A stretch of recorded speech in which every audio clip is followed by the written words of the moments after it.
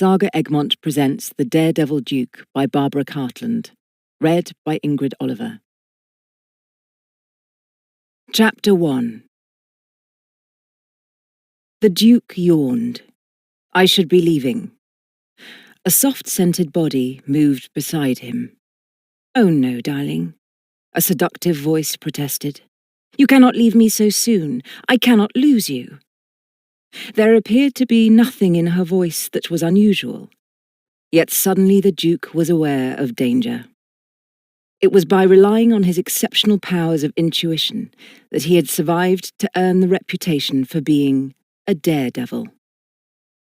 He had undertaken, when he was in the army, what seemed impossible assignments which no other officer would risk. When Darcy Horn had come into the title unexpectedly, he had to resign from his regiment. He left with a number of medals and honours, which were the outward and visible sign of his dashing reputation. It was his intuition, what he thought of at times as a warning voice, which had kept him alive. It had preserved him to inherit the dukedom, following the death in action of both of his cousins. Now, for no reason he could put his finger on, he knew that he must leave. He rose from the bed, despite two clinging arms, and Lady Julie said again, "Do not go. I beg you, darling, do not leave me. It is far too early."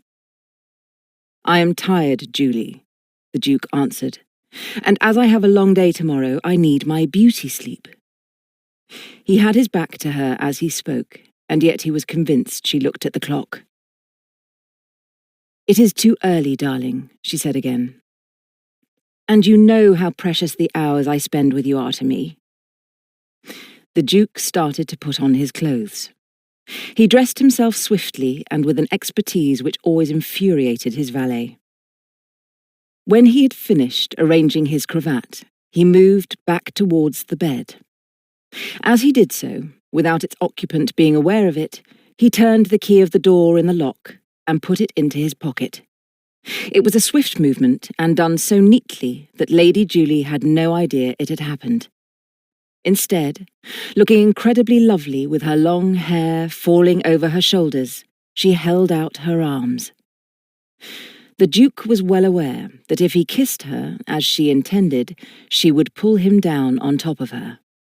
Then it would be difficult to escape. Instead, he kissed her hands, one after the other, and said, "Thank you, Julie. I have enjoyed this evening, and you are very beautiful." He crossed the room towards a curtain which concealed the wash-hand basin and Julie's elaborate brushes and bottles. These were the accessories with which she made herself one of the most striking and acclaimed beauties in the beau monde. "What are you doing, Darcy?" she cried as the Duke pulled back the curtain. The bedroom in the tall, narrow house on the corner of Charles Street and the mews behind the houses on that side of Berkeley Square had two windows. One looked out onto Charles Street and the other, which was hidden by the curtain, onto the mews behind the houses. The Duke was aware of this and did not answer. He thought, even as he moved back the curtain, that he heard the sound of wheels stopping outside the front of the house. "What are you doing?" Lady Julie asked again plaintively, as the Duke opened the window which overlooked the mews. Again, he made no reply. With the agility of an acrobat, he swung himself down from the windowsill and dropped onto the roof of the floor below. It was easy to scramble from there into the cobbled yard. Even as he did so, he heard someone rattling the door, which would not open. He walked swiftly down the mews. When he got to the far end of it, he threw the key that was in his pocket into some bushes. He then had only a few yards to go to reach his own house in Berkeley Square. When he did so, he told himself he had had a lucky escape. He had known that Lady Julie's husband, Timothy Barlow, was hard up, but he had not thought he would stoop to such an age-old trick as coming back unexpectedly to find his wife in another man's arms. There were only two options open to the victim: To fight a duel which might result in his having to live abroad for several years, or to pay up. The Duke knew that there was no question about what Timothy Barlow would demand. He would have to pay up rather than be involved in a scandal. It would be unthinkable so soon after he had inherited his title and the vast estates that for centuries had belonged to the Dukes of Dreghorne. "I have had a lucky escape," he said again. He knew it was thanks to his intuition, which had saved him dozens of times before. The night footman sprang to his feet when he heard the knock. Having let his master into the house, he shut the door and bolted it. "Tell Jenkins in the morning," the Duke said, "that I will leave immediately after breakfast for the country." "Very good, Your Grace," the night footman murmured. The Duke walked slowly up the stairs. Only when he reached his bedroom did he ask himself why the sort of thing that had just happened so often happened to him. He had found Lady Julie fascinating. She was also, in his opinion, one of the most beautiful women he had ever seen. The daughter of a marquis, she had eloped with Timothy Barlow a few days before her 17th birthday. It had been a mistake, though they had in fact stayed together. Timothy was a gambler, and there were times when they both wondered where the next penny was coming from. The Duke could understand that he was the obvious person to solve their problems. What annoyed him was that he had thought Julie was genuinely infatuated with him. When he was an unimportant and obviously impecunious soldier, a great number of women had laid their hearts at his feet. It seemed ironic that now he was a duke, Julie had been more interested in his money than in him. It was not really that he minded so much parting with thousands of pounds. It was the humiliation of being caught in a compromising situation against which he had no defence. At any rate, he thought, it had taught him a lesson, not to be so conceited in the future. Also, for the moment, to waste no more of his valuable time in London. There was, he knew, a great deal for him to do in the country. The late Duke had been a very old man when he died, and had neglected the estate by not modernising it in any way. It was not only that the equipment on the farms was out of date. Most of the horses in the stables were on their last legs. Quite a number of the servants at the castle should have been pensioned off years earlier.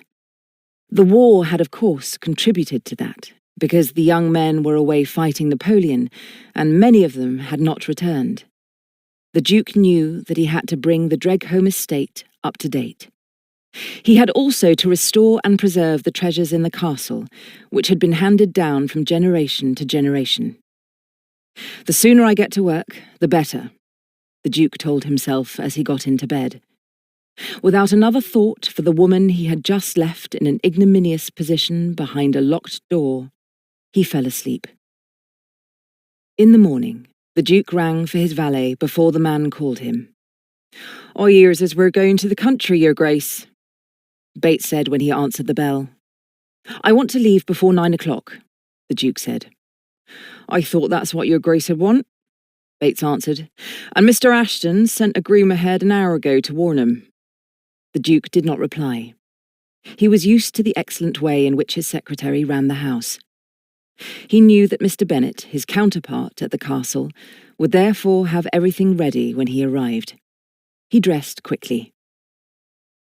Then he went down to breakfast in the dining room, which overlooked the Berkeley Square garden.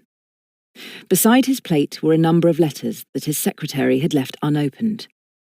The Duke glanced at them and knew they were mostly billets doux from women who were attracted by him. And not only, he told himself cynically, because they want me to bed them. He thought now that last night had taught him a lesson which he would not forget in a hurry.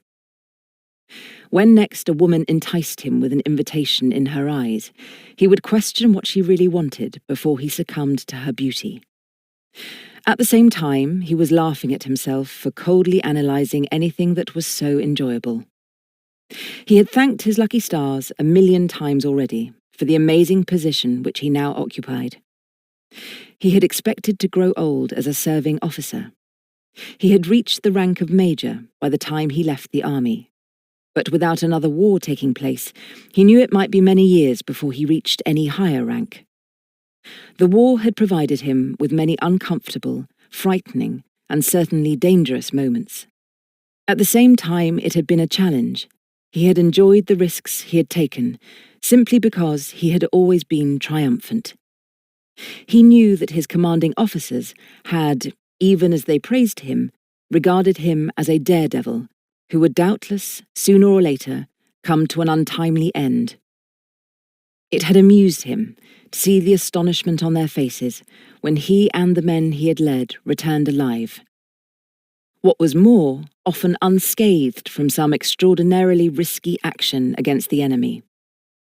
He knew that on many occasions the betting had been 10-1 against his survival, and yet he had survived. Now there was peace, and the enemies he was facing were dilapidation, neglect, and worst of all, apathy. The Duke finished his breakfast before he touched the letters in front of him. He opened 3 and tore them up. They were from women who were hunting him, he told himself, as if he were a fox. The others were social invitations and needed formal answers which could be dealt with by his secretary. Letters beseeching him to come to a dinner, a ball, or a reception because the hostess wanted to flaunt him in the face of her rivals, he put on one side. He rang the silver bell that was on the table in front of him. The butler answered his summons almost immediately. "Ask Mr. Ashton to join me in the study," the Duke said. "Very good, Your Grace," Jenkins answered. "And when will Your Grace be returning from the country?" "I have no idea," the Duke replied, "but possibly sooner than you expect. I assure Your Grace that whenever it is, we'll be ready for Your Grace's arrival," Jenkins said promptly. The Duke gave a short laugh. "I will believe that when I see it." Picking up the letters he had set to one side, he went from the room. He was aware as he did so that Jenkins was looking at him with an expression of admiration in his eyes. He could not help knowing that all his servants admired him. This was because Bates had regaled them with stories of his adventures during the war. As Bates had taken part in many of them, the Duke was sure he had exaggerated much of what had happened. At the same time, it was pleasingly flattering. He knew only too well that the housemaids regarded him as a hero.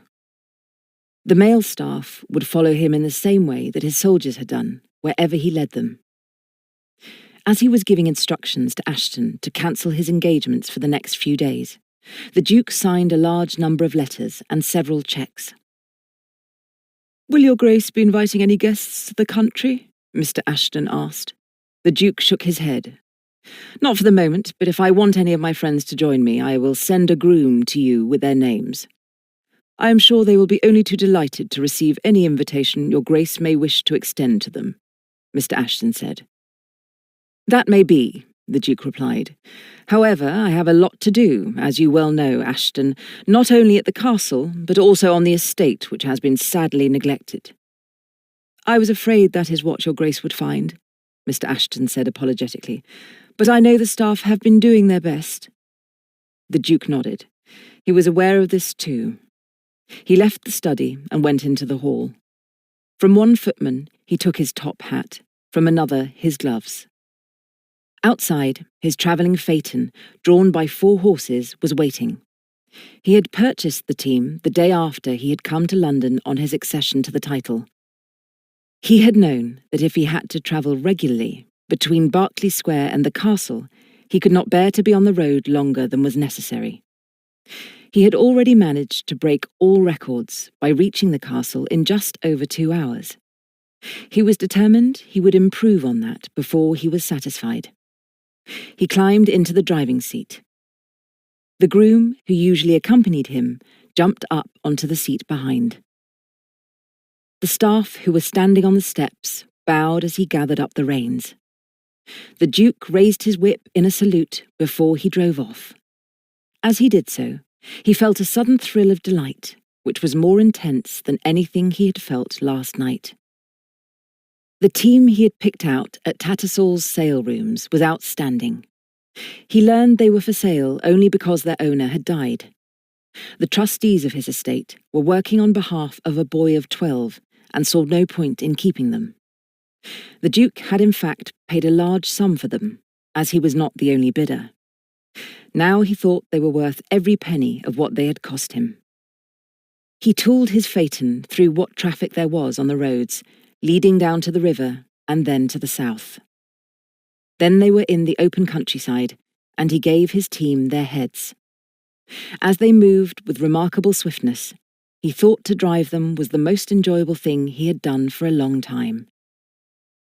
As the Duke left his house in Berkeley Square, on the opposite side of the square, Sir Rowland Ross was looking out of the window. His house was on the corner of Bruton Street. It annoyed him that the Duke's team was more impressive than his own, although he had paid a very large sum of money for his bays. If there was one thing Sir Rowland disliked, it was that a younger man had surpassed him in business, in sport, or in his possessions. Immensely rich, he had made his millions himself. He was therefore contemptuous of those who had, regardless of merit, simply inherited their wealth and their position. He had been made a knight 3 years ago, after giving vast contributions to the Whigs.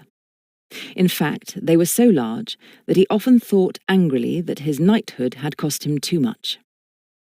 As he watched the Duke drive out of the square, he asked himself what he could do about his daughter Kasia.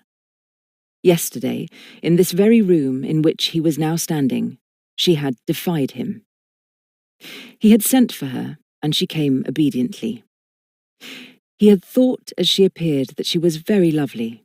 In fact, she closely resembled her mother, whom Sir Rowland missed every minute of the day. Lady Margaret had been only a month or so older than his daughter was now, when she first saw Rowland Ross. He was an extremely handsome young man, but of no social importance. His father was vicar of a parish on the estate of the Earl of Malford. Rowland had met Lady Margaret at a bazaar arranged by the vicar and his wife, the proceeds of which were to repair the church tower. It had taken them only a few hours before they fell in love. When the Earl of Malford heard about it, he was furious. He forbade his daughter to see Rowland again and threatened to throw the vicar out of his living. The two young people, however, did not listen. They eloped romantically, which enraged the Earl. He almost struck the vicar when he admitted that he could not control his son. He also predicted that the young couple would starve. Only when they were in rags and begging his forgiveness would he take his daughter back into the family. None of those things had happened. Rowland and his young bride went to Liverpool, where he became involved in the shipping industry. In a series of extraordinary circumstances, and also because he was very intelligent, he was more or less adopted by a most successful shipowner. As he had no son, when he died he left Rowland his ships and his business. From that moment, or really from the moment he married Margaret, Rowland climbed to the top. By the time his wife died, he was enormously wealthy. He had only worked so that he could lay his millions at her feet and prove himself worthy of her. Now there was no need for him to go on accumulating more and more wealth. Because Lady Margaret had never been very strong, they had only one child, who had been christened Kasia. It was an unusual name, but it meant pure in Polish. Because Rowland was doing some business with that country at the moment of her birth, it seemed appropriate. Kasia had the best governesses and tutors obtainable. For the last 2 years she had been at the most important and selective academy for young ladies in Bath. She was to make her debut this season, and Sir Rowland had already arranged an enormous ball for her. It was to take place at the end of May.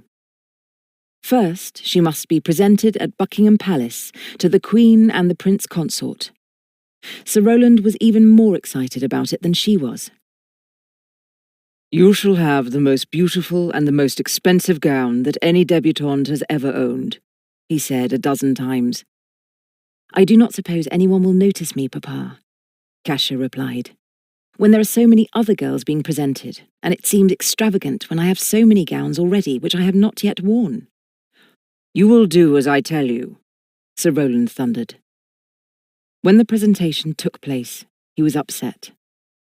Although her name was reported in court circulars, they said little about Kasia, except that she was his daughter.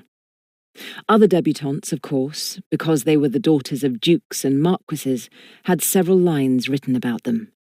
In some cases, their gowns were described in detail. Sir Rowland was very scathing about the partiality of newspapers. Kasia, however, had merely laughed. "You will have to get yourself a dukedom, Papa," she said. "I could buy the newspaper for that matter," Sir Rowland muttered. Kasia laughed again. "No, no, Papa. You possess enough already, and you know the doctor said you were not to do as much as you have been doing." "If you are worrying about me," Sir Rowland said, "it is quite unnecessary. I am well enough to look after you, and I know what are your rights." Kasia had kissed his cheek. He was still a very handsome man, but she knew that, obsessed by his own importance, he was determined always to have his own way. It was a week later that the blow fell. Kasia had gone into the garden in Berkeley Square to meet a friend. A footman came hurrying into the square to say that her father wanted her. "I will come at once," Kasia said. She kissed her friend goodbye, who had her chaperon with her, and hurried back to the house. Sir Rowland was in his study, which, not surprisingly, had some fine pictures of ships on the walls. "Ah, here you are, my dearest," he said when Kasia came in. "I wondered where you were." "I was in the garden, Papa," Kasia replied, "and we have no engagement for luncheon." "That is good, very good," Sir Rowland approved. "Why?" Kasia asked. There was some hesitation before Sir Rowland replied. "I want to tell you, my dearest, that I have chosen a husband for you." "Chosen a husband for me?" Kasia exclaimed. "What do you mean?" "I mean what I say," Sir Rowland replied. "I have been worried, very worried, my dear, that you would be married for your money. You see, when I die, you will be enormously rich." He paused, and his voice deepened. "I could not bear that you should marry some ne'er-do-well who will throw what I have made into the gutter or gamble it away on the turn of a card, as happens so often in the clubs." Kasia stared at him. Then she said, I do not understand what you are saying." "I am saying," Sir Rowland replied, "that Lord Steffleton, for whom I have the greatest respect, and who has an intelligent and well-balanced brain, wishes you to become his wife, and I have given my consent." Kasia looked at her father, as if she could not find words to answer him. Her father looked at her impatiently, and she said at last, "No, Papa. Of course I would not marry someone I do not love. I have met Lord Steffleton, but it never crossed my mind for a moment that you would want me to marry a man who is so much older than I am, and whom I hardly know." "I have already told you," Sir Rowland said, "that Steffleton has an excellent brain. He will handle your fortune as I would wish him to do, and will certainly not fritter it away as some young idiot would." Kasia was aware that her father had been upset by reports of how the Bucks and Beau had nothing better to do than wager thousands of pounds on which fly reached the top of the window pane first. "I am sorry, Papa," she said in a quiet voice, "but although I love you, I will not allow you to choose my husband for me, just as Mamma chose you. Despite what her father said, so as she did, I will choose the man I love." "You will do nothing of the sort," Sir Rowland said sharply. "Your mother and I, in running away, were fortunate that things turned out so well, but I have since thought that it was a very dangerous thing to do, and something I would never allow my own daughter to contemplate." "What you are saying, Papa, is that you will not allow me to marry somebody I love. That means I will have to elope, as you and Mamma did." "You will do nothing of the sort," Sir Rowland repeated angrily. "Where you are concerned, things are very different. You are a great heiress, and I do not believe there is a man alive who would not be influenced by that." "Then of course I must remain unmarried," Kasia replied. "Do not talk such nonsense," Sir Rowland snapped. "Of course you must marry. You must have children to inherit your wealth. If it were possible, I would like to have had 12 sons of my own." "I think you are being greedy," Kasia said. "I have never known two people happier than you and Mamma were." Sir Rowland's eyes softened. "That is true. But it is something that happens once in a million times, and as I have already said, where you are concerned, it is different." "I cannot see the difference," Kasia retorted. "Quite frankly, Papa, I will not marry any man I do not love. And if you refuse to give me any money, then I will have to fend for myself." Her father laughed scornfully. "Do you really think you could work as I had to work to keep your mother from starvation? My dear child, you have lived in the lap of luxury all your life. You could no more earn a penny piece than fly over the moon." There was silence.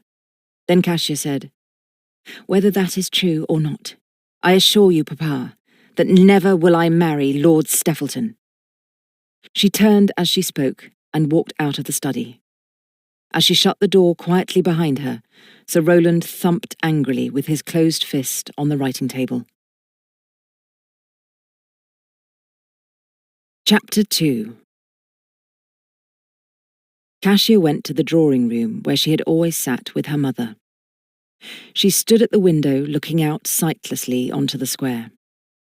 How was it possible that her father should behave like this? She was determined not to do what he wanted.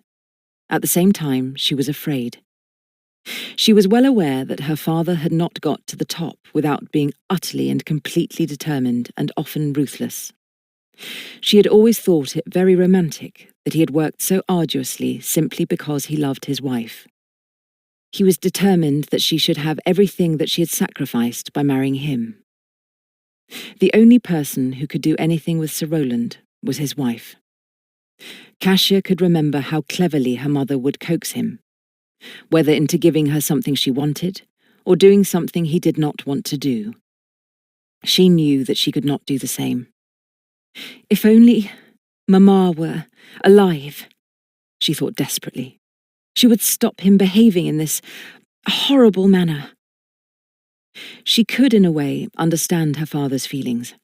He had built up his empire by his own endeavours. He was therefore afraid that it would be wasted or destroyed when he was dead. Because Kasia was agitated, she walked backwards and forwards across the carpet. She felt she might lose her self-control. She might start wringing her hands helplessly in Eastern fashion. Then she told herself that she was her father's daughter. She had the brains to defeat him in this crisis and must use them. "What can I do? What can I do?" she asked over and over again. He had said she was incapable of earning her own living. She could hear the mockery in his voice when he said, "You could no more earn a penny piece than fly over the moon." If that is true, Kasia thought, then why have I studied so hard and for so long and come home with every possible prize?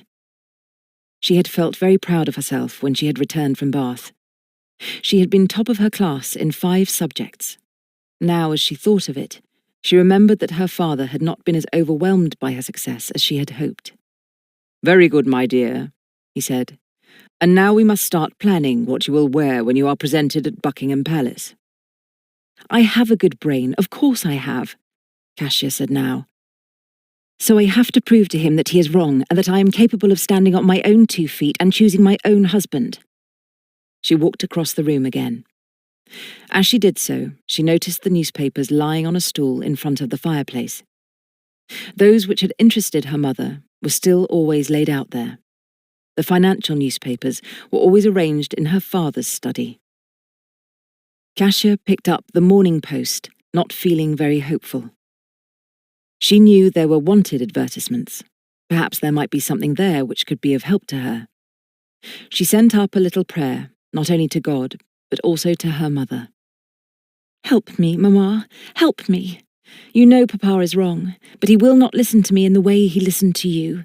You must help me." She had hardly said the words when she saw directly in front of her the wanted column. There was a paragraph with at the bottom of it an address in Berkeley Square. It was the address that caught her eye. As she read the paragraph, she knew that her mother must have guided her, for it read, "Wanted, young governess for boy of 7. Apply, the secretary, 29 Berkeley Square, London." As she read it 2 or 3 times, she was aware that the number marked was on the other side of the square. She put down the Morning Post and went into the hall. She picked up her bonnet, which she had placed on a chair when she had come in hastily from the garden. As a footman opened the front door for her, she said, "If the master wants me, tell him I have gone to rejoin my friend in the square." "Very good, Miss Kasia," the footman said. As Kasia ran down the steps, she was well aware that her friend and her chaperon would have left by now. As she unlocked the gate into the garden, she saw with relief that there was no one there. She had therefore no difficulty in walking to the other side and opening the gate with the resident's key. When she had been at school in Bath, she had always spent the holidays in her father's house in the country. She had therefore little idea of who lived in the other houses in Berkeley Square. As she knocked on the door of number 29, she was aware there was an impressive crest on the silver knocker. The door was opened immediately, and she said to the footman, "I have come in answer to the advertisement." For a moment he looked surprised. Then, as if he remembered, "I'll take you to Mr. Ashton, ma'am." He shut the door and went ahead of her down a long passage. At the end of it, the footman knocked on the door and opened it. "A lady to see you, sir," he announced. Kasia realised immediately that she was being shown into the secretary's room. The man sitting at the desk was obviously secretary to the owner of the house. He was a middle-aged man with rather tired eyes. When he looked up at her, he rose to his feet. "I have seen your advertisement," Kasia said, "and I would like to apply for the position you are advertising." "Will you sit down?" Mr. Ashton invited. He indicated a chair on the other side of his desk. Kasia did so. A quick glance around the room told her that whoever was the owner of the house was a man of some importance. There were maps on the walls which depicted a large estate. There was also what looked like an old oil painting of a castle. She thought that the secretary was looking at her a little critically. He might be thinking that her clothes were too expensive for those of a governess. Actually, Mr. Ashton was thinking that the first applicant for the position he had advertised was far too pretty and too young. A young girl was nevertheless what he had stipulated, and picking up his pen, he said, "Perhaps we should start by your telling me your name." Kasia had already thought of this as she was crossing the square. "It is Watson," she said. "Kate Watson." It was the name of one of her governesses, and she felt it certainly sounded suitable. "You have had some experience in teaching?" Mr. Ashton asked. Kasia thought it was better to tell the truth. "I am afraid not," she said, "but I have been very well educated. I speak both French and Italian, and I have won prizes in most subjects in my school curriculum." Mr. Ashton wrote this down. Then he said, "The situation I am offering, Miss Watson, is a difficult one." "Difficult?" Kasia queried. "I think I should be honest and say very difficult," Mr. Ashton admitted.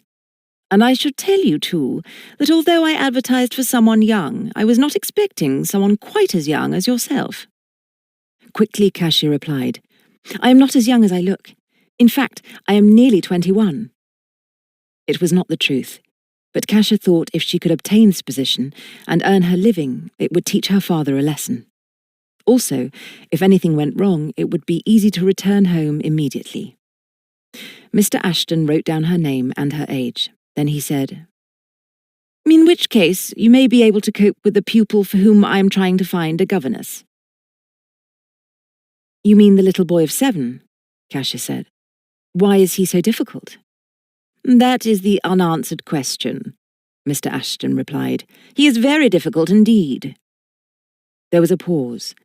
Then, when Kasia did not speak, he said, I presume you know to whom this house belongs? I have no idea, Kasia replied truthfully. It belongs to the Duke of Dreghorne, who has recently come into the title, Mr. Ashton explained. His uncle, the late Duke, was very old and had been ill for some years before he died. Kasia was listening carefully. Is this the little boy who needs a governess? She asked. The miser Duke's son? No, his nephew, Mr. Ashton replied. The child's father was killed during the war, and his mother died shortly afterwards. So he is an orphan, Kasia murmured. Quite so, Miss Watson, and that is what underlies the problem. Kasia looked at him inquiringly, and he explained. He has been sent to live with one relative after another, none of whom, I gather, really wanted him. He has, therefore, been, as one might put it, homeless for some years. He has finally been sent to Dreghorne Castle, because nobody else will have him. And the castle is in the country, I suppose? Yes, Miss Watson, and the boy's last tutor, whom I chose for him, has left, saying that the child is impossible, and he will waste no more time in trying to teach him anything. That sounds rather feeble, Kasia remarked. This was something Mr. Ashton was not expecting, and he gave a little laugh. I might have thought that myself, Miss Watson, had not a number of governesses and tutors before him said the same thing. The little boy is not insane, is he? Kasia asked. Mr. Ashton shook his head. No, indeed, he is certainly not that. It is just that he refuses to learn, and takes a violent dislike to all his tutors. You say he has had a number of them, so I can understand that, Kasia said. Perhaps I will succeed where everybody else has failed. Are you really willing to undertake such a difficult task? Mr. Ashton asked. There was a note of surprise in his voice. Kasia was sure he had assumed that when he told her the truth, she would no longer be interested. Shall I say, Kasia said slowly, that I would like to take a chance on it? She realized that Mr. Ashton was looking at her speculatively, and she said quickly, I am very anxious to find work immediately, and it would suit me if I could go to the castle tomorrow. Mr. Ashton drew in his breath. I think, Miss Watson, I would be correct in asking for references or credentials? Yes, of course, Kasia agreed, and I know that Lady Margaret Ross, who lived in the square, would have given me one if she had not died a year ago. She paused a moment and then went on. There is also the Countess of Malford, to whom I am distantly related, but she unfortunately lives in Derbyshire, and that would take rather a long time. Kasia had in fact never met the Countess of Malford, her grandmother, although her mother had often talked about her. She thought, however, she could forge references without Mr. Ashton suspecting anything. The last time her mother had spoken of the Countess, she was then nearly 80, and not in particularly good health. Mr. Ashton was obviously impressed, but at the same time still thinking he should have a reference. There was a somewhat uncomfortable pause. Then he asked, There is no one else you know of, Miss Watson, who would vouch for you? There are plenty of people who would inform you that I am hard-working and, I hope, intelligent, Kasia replied, but I am not sure that all of them are in Debrett's peerage. Mr. Ashton laughed. I will tell you what I will do, Miss Watson, he said. Having seen you and talked to you, I too will take a chance, and send you to the castle. He smiled at Kasia and then continued. His Grace's secretary there, Mr. Bennet, will be extremely grateful if I can supply someone immediately, and I know you will do your best to look after Master Simon until we can find someone a little older. Kasia thought that would suit her very well. She was certain her father would be extremely agitated on finding she had left home, but he would eventually capitulate over her marriage to Lord Steffleton. Then she could return. Can I leave tomorrow? She asked. Certainly, if you will tell me where the travelling carriage which will take you to the castle can pick you up, Mr. Ashton replied. Kasia gave him the address of a friend of hers who lived in Islington Square. It was a girl with whom she had been friends at school and whom she had heard from only this morning. She had written her a letter saying that she hoped to see her while she was in London, but she was at the moment laid up, having sprained her ankle. Mr. Ashton was noting down the address. "What time would suit you?" he asked. "I must tell you that it takes about 3 hours to reach the castle." Kasia thought quickly. She was certain her father would leave the house as he usually did at about 9 o'clock. He nearly always had board meetings to attend in the city. "I can be ready by 10 o'clock, she said. "That means you will arrive at the castle in time for luncheon," Mr. Ashton said, "and I will send a groom first thing in the morning to tell Mr. Bennet to expect you." Thank you very much," Kasia said, "and I promise you I will do my best. However, if I fail, I am sure you will understand." "I have been frank with you," Mr. Ashton said, "and although I shall be disappointed, Miss Watson, if you do fail, I shall just have to try again."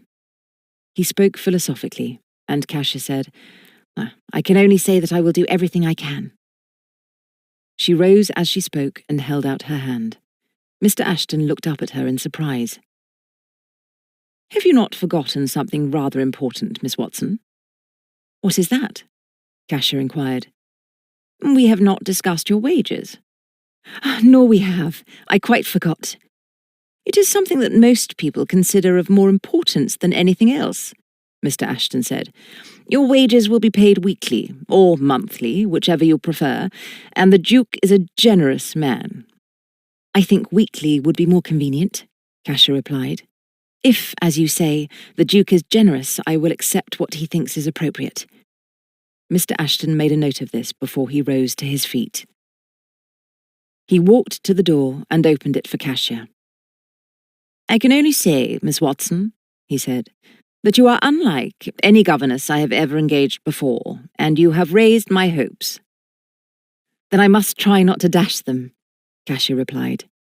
She was not surprised, because he was obviously intrigued by her unusual application, that he walked with her to the front door.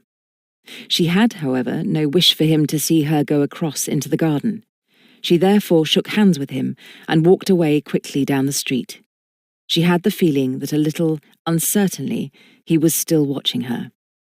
She therefore deliberately walked round the square to her father's house.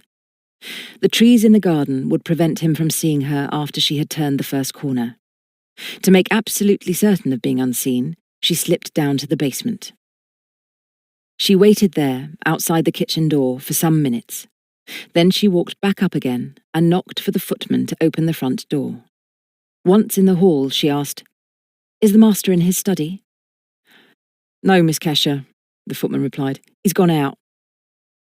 That was what Kasia had hoped, and she went upstairs to her bedroom. She and her father were dining tonight with a hostess who was giving a ball for her debutante daughter. Kasia was determined not to be ready until they were actually expected at the dinner party. She thought her father could hardly start fighting with her in the carriage when they had only a short distance to go. "I will have breakfast in bed tomorrow, Molly," she said to her lady's maid, "but I would like it at 8 o'clock. "Isn't that too early for you, miss?" the lady's maid inquired.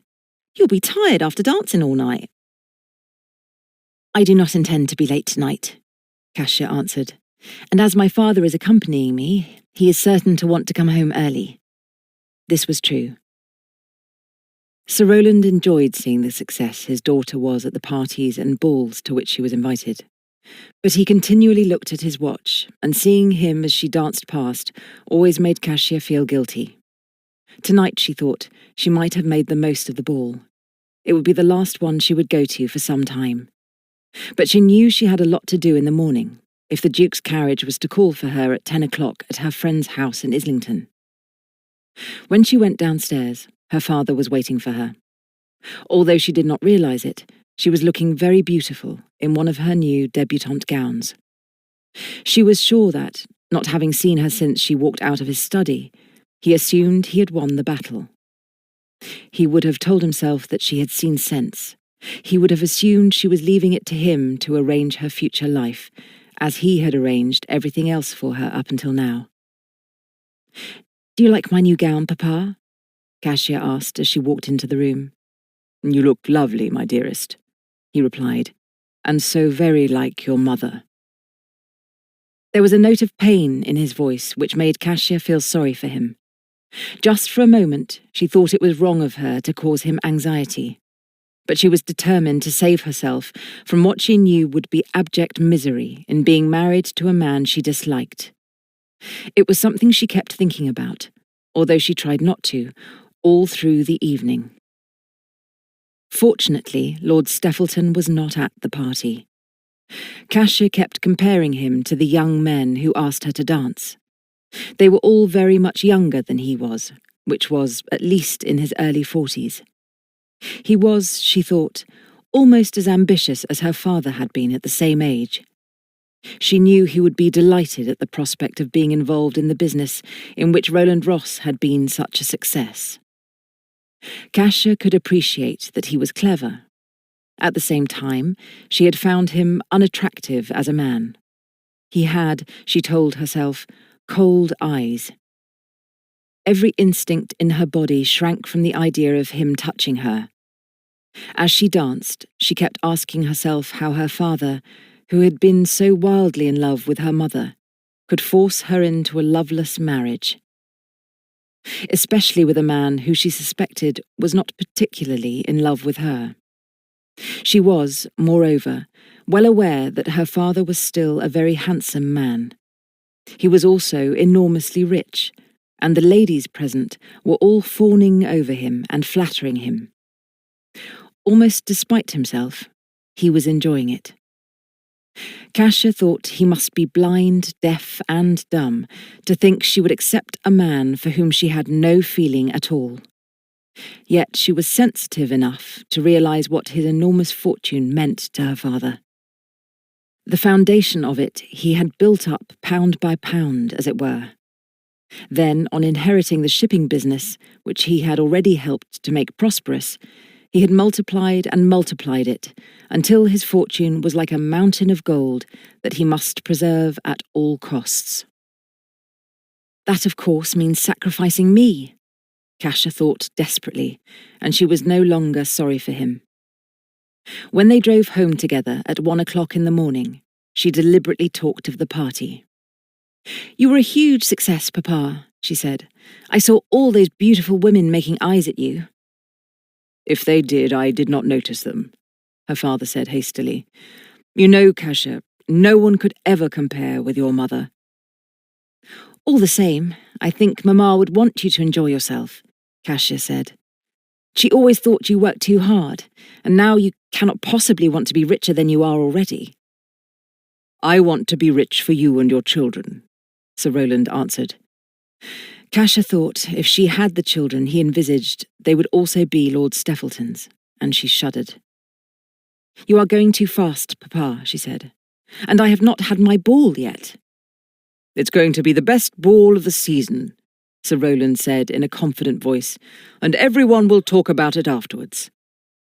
There was a little pause, and he said, "All I want you to do, my dearest, is to let me announce your engagement to Steffleton.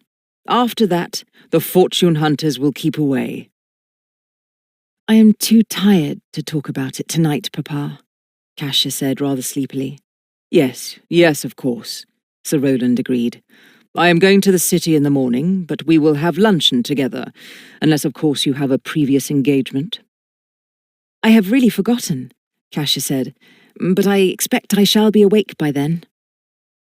She kissed her father goodnight in the hall and hurried up the stairs. She knew he would go first to his study to see if there were any messages for him on his desk. As Kasia got into bed, she told herself that the evening had passed off better than she had anticipated. She could only pray that nothing would go wrong tomorrow. "I know that Papa is completely and utterly determined that I shall marry Lord Steffleton," she told herself. "And I am completely and utterly determined that I will not. We shall just have to see who wins." Kasia was called, as she had ordered, at 8 o'clock. As soon as she had eaten her breakfast, she got out of bed and started taking from the wardrobe the most simple of her gowns. She hoped they were not too unsuitable in her position as a governess. She knew, however, that the average governess could not have afforded even one of them.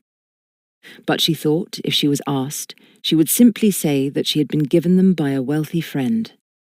At the same time, she was aware that the Duke of Dreghorne was not married. If there was no woman at the castle, she would not be bothered by tiresome questions or awkward suspicions. She remembered hearing about the Duke from some of the girls at the luncheons she had attended. Her father had managed to get her invited by the mothers of other debutantes to luncheons and tea parties at which only the young were present. Kasia actually found them rather boring. She listened to what they talked about and found to her surprise it consisted of a great deal of gossip. They discussed their mothers and the well-known beauties of the beau monde. They quoted their brothers and their fathers in citing who was more beautiful than anyone else. They also talked in low whispers about all the notorious affaires de cœur in the beau monde. At one of these parties, Kasia had heard that the Duke of Dreghorne was one of the heroes of the war. They also said he was closely involved with Lady Julie Barlow. She was one of the outstanding beauties whom no man could resist. Kasia thought she would have liked to see her. But at the 3 balls she had attended up to date, there had been no sign of Lady Julie, nor, for that matter, of the Duke of Dreghorne. She wondered if there was any chance of their coming to the castle. In which case, doubtless as a governess, she would be able to peep at them over the banisters. She must also catch a glimpse of them in the garden from one of the upper windows. She laughed to herself at the idea. At the same time, she knew she must be very careful to keep her place, which was, as far as a governess was concerned, between heaven and hell, or more bluntly, between the gentry and the servants. She remembered her mother saying once, "I always feel sorry for governesses. They really have a very lonely time." "Why should you think that, Mamma?" Kasia had asked. "Although they are ladies, they are not accepted in the drawing-room, and they have no wish to be too friendly even with the upper servants," Lady Margaret had said slowly. "I often wonder if, with only the chatter of small children to listen to, they do not find it extremely boring." After that, Kasia had been aware that her mother was always specially kind to her governesses. Sometimes, when it was possible, she included them in the parties she was giving. "That is my position now," she told herself, "and I must be very careful not to step out of it." She watched the clock. When she realized that her father would have left the house, she rang for her lady's maid. "I am going to stay with a friend of mine in the country," she said. "Pack all these things quickly, as I have to be at her house at 9:30. "Well, you'll have to hurry, Miss Kasia," the maid said. She quickly placed the gowns into a trunk, while Kasia picked out the simplest bonnets she had. She thought several of them would look more appropriate if she removed the flowers and feathers. She decided she would do that when she reached the castle. It was about 20 minutes past 9 when the hackney carriage she had ordered drew up outside the front door. "I did not know you were going away, Miss Kasia," the butler said as she reached the hall. "It is only for a night or so," Kasia replied. "I am staying with a girl I met last night for a party they are giving in the country." "I expect the master has the address?" the butler questioned. Kasia pretended she had not heard him. She hurried down the steps and into the carriage. She gave the footman the address in Islington. She thought as she did so that her father would find it hard to trace her from there. As they drove away, she glanced across the square in the direction of the Duke's house. "This is an adventure," she thought. "At the same time, I am sure it will make Papa very, very angry." Chapter 3. When she left home, she had taken with her a present for her friend.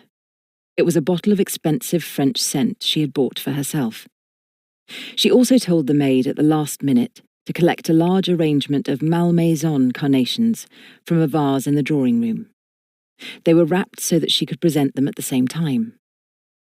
Her mother had always taught her that, when she was visiting or staying with anyone, she should always take them a small present. "It is an Eastern habit," Lady Margaret had said, "which I have always thought was attractive." "Elizabeth will be pleased to see me," Kasia thought as she got into the carriage. Her presents were lying on the opposite seat. When she arrived at Elizabeth's house, she paid the driver and told him not to wait. She then informed the old manservant that she was being called for in about a quarter of an hour. "The coachman will ask for a Miss Watson," she said. "Miss Dobson?" he repeated, holding his hand to his ear. "That is right," Kasia said. She thought if, when she was missing, her father made inquiries, the more complicated it was for him, the better. She was taken up to her friend's room, who was delighted to see her. "How kind of you to visit me, Kasia," she said. "And thank you for the lovely presents." "I am on my way to the country," Kasia said, "and therefore I cannot stay long, but I will come and see you as soon as I return." "That would be lovely," Elizabeth answered. "How pretty you look, and so very smart." Kasia thought that was the last thing she should look in the circumstances, but there was nothing she could do about it. She sat and chatted until the old butler came to tell her that the carriage was outside. "I must go now, Elizabeth," she said. "Take care of yourself, and do not try to walk too soon." Elizabeth sighed. "It was so stupid of me to sprain my ankle just at this moment. It means I cannot go to any balls." "I am sure it will be perfectly all right in a week," Kasia said. "I shall be back by then." She kissed Elizabeth goodbye and wondered as she went down the stairs if that was the truth. She had a feeling that her father might take longer before he capitulated. In any case, she was not certain how she would know if he had. The carriage waiting for her outside was a travelling chariot. Although it looked rather old-fashioned, she knew with delight it would move at a good pace. It was drawn by 2 horses, which appeared to be strong and should be swift. She got into it beside the driver, and the footman who accompanied him sat at the back behind the hood. As they drove off, Kasia said, "How long do you think it will take?" "I'll do me best, miss, to make it as short as is possible," the coachman replied. "These horses be the best we've got in stables. By years his Grace be buying a great many more, which be what we needs." Kasia smiled. She knew coachmen and grooms were never satisfied, however many horses they had. Then she remembered that the Duke had only recently come into the title. She hoped that when she got to the castle, she would be able to ride. She had carefully laid out a riding habit with her dresses. At the same time, she had the uncomfortable suspicion that a governess was only expected to use a pony cart. She did not talk very much as they drove on. Instead, she was thinking how she could make a pupil with such a dismal reputation accept her as his teacher. She was sure in her mind that he must have been in some way mishandled. Otherwise, why should he be so hostile to everyone who was in charge of him? She remembered her mother saying that all children needed love. It was those who came from bad homes and dissolute parents that made trouble in the village. Because the coachman was determined to be as quick as possible, they actually turned in at the castle gates at 1:15. He was obviously delighted at being quicker than he had anticipated, and Kasia congratulated him. As they drove up the drive, she could see the castle at the end of it. It was certainly impressive. Very large, the original castle must have been added to considerably over the centuries. Kasia had always been interested in architecture. She was therefore certain that a new facade had been added in the last century, doubtless by the brothers Adam. There was a wing on one side, and the ancient castle itself on the other side of a centre block. Kasia thought it would be fascinating to explore it. She only hoped she would have a chance to do so before her employer forced her to keep to the schoolroom. As they drew nearer, she glanced up at the top of the centre block and saw the pole, but there was no flag. That told her that the Duke was not in residence, and she heaved a sigh of relief. She had the feeling that he might be difficult about his nephew having anyone so young as a governess. They drew up outside the front steps, and a footman ran down to open the carriage door. There was, of course, Kasia noticed, no red carpet where she was concerned.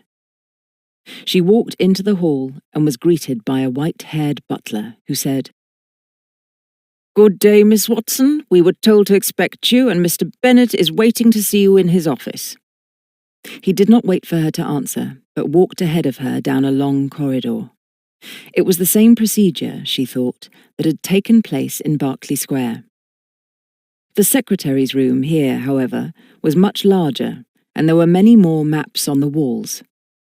Mr. Bennet was rather like Mr. Ashton, except that he was older. He rose when she entered and held out his hand. "I'm delighted to see you, Miss Watson," he said politely. "Mr. Ashton informed me that you were arriving, but you are earlier than I expected." "The horses brought me here very quickly," Kasia explained. She was aware that the secretary was looking at her with barely concealed surprise. She thought that, like Mr. Ashton, he was going to tell her she was too young for the post. "Will you sit down?" Mr. Bennet suggested. Kasia sat, as he indicated, on an upright chair which was on the other side of his desk. Mr. Bennet looked down at a letter he held in his hand. "Mr. Ashton tells me that you are prepared to undertake the education of Master Simon Horne, and that he has explained to you that it is, in fact, a very difficult position." "Mr. Ashton was very frank," Kasia replied. "I told him I would do my best." "No one can do more, and I am very grateful to you for trying." He spoke in a somewhat tired manner, as if he did not like to think of the difficulties that lay ahead. Then Kasia asked, "What does he do that has upset so many other teachers?" "Well, with the last one," Mr. Bennet replied, "who was a very intelligent man, the boy took an unreasonable dislike to him and finally threw an ink pot which hit him on the chin and drenched his clothes with ink." Because she could not help it, Kasia laughed. "I only hope that does not happen to me." "I have taken the precaution," Mr. Bennet said, "of having the inkpots removed from the schoolroom, and have told Master Simon that in future he will use only pencils." "What did he say to that?" Kasia asked. "He said he had no intention of learning anything anyway," Mr. Bennet replied. "You have prepared me for the worst," Kasia said lightly. "Shall I see him now?" "I thought you would like first to have some luncheon," Mr. Bennet replied. "Master Simon had his at 12:30 in the schoolroom, but you might find it more agreeable to eat alone." "Thank you. That is kind of you," Kasia said. "I have instructed the housekeeper, Mrs. Meadows, that you should not use the room which is next to Master Simon's, but another on the same landing, which has a sitting room attached to it." He hesitated for a moment. Then he said, "I feel, Miss Watson, you will wish from time to time to have some rest from your arduous duties, in which case one of the housemaids will deputize for you." "Thank you," Kasia said. "You have kindly thought of everything." She rose as she spoke, and Mr. Bennet put up his hand to the bell pull. The door opened almost immediately, and Kasia was sure the servant had been waiting outside. "Please take Miss Watson to the room which Mrs. Meadows has assigned to her," he said, "and not to the schoolroom." "I knows which it be, sir," the footman replied. "Thank you very much," Kasia said as she left the office. She was well aware that Mr. Bennet was looking at her with some anxiety, being quite sure, she thought, that she was too young for the position she had taken. The footman was going ahead of her up a side staircase. He obviously thought the same, for as they neared the first landing, he said, "You've let yourself in for a real shock, miss." "Why do you say that?" Kasia asked, knowing the answer. "The young gentleman be a real problem and no mistake," the footman answered. "There ain't no one as can do anything with him, and that's the truth." "Perhaps I will prove to be the exception," Kasia said. "I wishes ye good luck," the footman replied, "and I ain't half glad it ain't me." He climbed another flight of stairs, which took them to the second floor. Then Kasia was led along a passage. They passed a door which she thought must be the schoolroom. Then, some way further along, the footman led her into a small but attractive sitting room. It was well furnished, and there was a bookcase at one end. "This be the room used by the companion to her late ladyship," the footman said. Ever so keen on books, her was. They tells I, the footman, were forever running up and down the library to get 'em for her. I might want the same, Kasia said. Ye asks me and I'll fetch anything ye wants, the footman replied. And don't upset yourself if things go wrong. They ain't never been right since I've been here. She thought he was being kind to her, and at the same time admired her. At least, she thought, the staff will support me if no one else will. She saw there was a table laid in the centre of the room. The footman turned towards the door. I'll tell 'em downstairs you're ready for lunch. Oh, and your bedroom be yonder. He pointed to a door at the other end of the room and said, If ye wants me, just ask for Jim. I will certainly do that, Kasia said, and thank you for being so helpful. Be a pleasure, miss, Jim said. As he reached the door, he turned back and winked. Keep your pecker up, he said. It might not be as bad as yer thinks. Kasia laughed and went into the bedroom. She could not imagine any of her father's servants talking to her in such a familiar way, but now she was just a governess. Jim was not taking liberties, but treating her in a way that was correct for her rank. She took off the cape she had been wearing and removed her bonnet. She was washing her hands and was just about to dry them when there was a knock on the door. When she said, "Come in," the housekeeper appeared. She was elderly, and Kasia knew very like the housekeeper who looked after their own house in the country. "Good afternoon, Miss Watson," Mrs. Meadows said. "I'm sorry I wasn't here to welcome you, but you were early." She made it sound like a rebuke. "We had a good journey down from London," Kasia said, "and I know that you are Mrs. Meadows." She put out her hand and the housekeeper shook it. Kasia was aware once again that she looked too smart and too young to be a governess. "Your luncheon's just coming upstairs," Mrs. Meadows was saying, "and as soon as you've finished I'll take you to meet Master Simon if he hasn't disappeared in the meantime." She spoke with a sharp note in her voice, and Kasia asked, "Is he in the habit of disappearing?" "You never know what he'll get up to next," Mrs. Meadows said. "I've tried leaving a housemaid with him, but he always manages to evade them if he has a mind to. Then there's a hue and cry until we find him again." Kasia made no comment. She was going into the sitting room as she and Mrs. Meadows were talking. The meal had been carried up on a tray by a footman, who placed on the table the first course. "I'll come back as soon as you've finished," Mrs. Meadows said. She moved towards the door. "I think," Kasia replied, "I passed the schoolroom, which is just on the right as I was coming up the stairs." "That's right," Mrs. Meadows answered. "Then I think, if you do not mind," Kasia said, "I would like to go in unannounced. It might give me a better chance than if my pupil thinks I am yet another teacher." "As you wish," Mrs. Meadows agreed. "In any case, I expect somebody has mentioned your arrival, so Master Simon will be expecting you." Kasia hoped it was with something not so unpleasant as an inkpot that he would greet her, but she did not say so. She merely helped herself to the dishes that were being offered to her. After watching her with an expression of surprise on her face, Mrs. Meadows left the room. Because Kasia was hungry and the luncheon was well cooked, she ate a hearty meal. She then drank a cup of coffee and told herself a little nervously that she was ready for the fray. She waited until the footman had taken her tray downstairs, then walked along the passage towards the schoolroom. As she opened the door, she was aware there were footsteps on the other side of it. She was not surprised as she went in to see a small boy at the far end of the room staring out of the window. He had his back to her. As she shut the door, he said, "If you are another governess coming to teach me, you can go away." He spoke in a hard, aggressive tone, and Kasia stood still just inside the door. Then she said in a low voice, "Please, please help me." The young boy made no response, and she moved forward, saying very quietly, "I want your help, and if you will listen, I will tell you why." She got to within a few feet of him, then went no further. After what seemed a long pause, the boy turned his head and looked at her. "Why do you want me to help you?" he asked. "It is a secret," Kasia replied. He stared at her, and she added, almost in a whisper, Look and see if there is anyone listening outside the door." For a moment she feared he would refuse. Then, as if his curiosity got the better of him, he pulled open the door. He looked to left and right, then shut it again.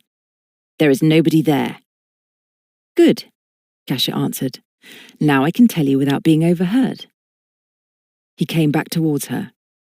She saw that he was in fact a very attractive little boy, with dark brown hair and a clear expression. He was dressed neatly in expensive clothes, but his shoelaces were untied. She guessed that he had refused to let anyone tie them for him. She sat down on the sofa in front of the window. Simon leaned against the end of it, saying, "You asked me to help you. What can I do?" "If I do tell you," Kasia said, "will you cross your heart and promise you will not tell anyone else?" "What does cross your heart mean?" Simon asked. "It means that if you break your promise, something awful will happen to you." "What sort of thing? Will somebody shoot me or hit me?" "You might fall out of a window," Kasia said, "or drown in the lake." "I will cross my heart," he decided. "You do it like this," Kasia explained. She crossed her own heart, and he copied her.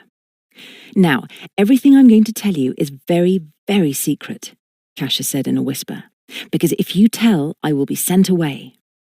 "Why would you be sent away?" Simon asked. "Because," Kasia said slowly, "I am not a real governess. I am only pretending to be one." Simon was obviously intrigued. "Why should you pretend to be a governess?" he asked. Kasia looked around as if she was afraid someone was hiding in the corner. Then she said, in an even lower voice, "I am in hiding." Simon sat down next to her. "Who are you in hiding from?" "Someone who is trying to make me do something I do not want to do, something horrible and wicked." "And so you have come here to hide?" Simon said. Kasia nodded. "That is right. I am hiding here in the castle, and no one will know how to find me." She paused and looked at him before she added, "That is, if you will let me stay."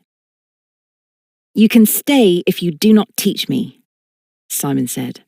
"I hate people who teach." "I cannot teach you if I am only a pretend governess," Kasia said.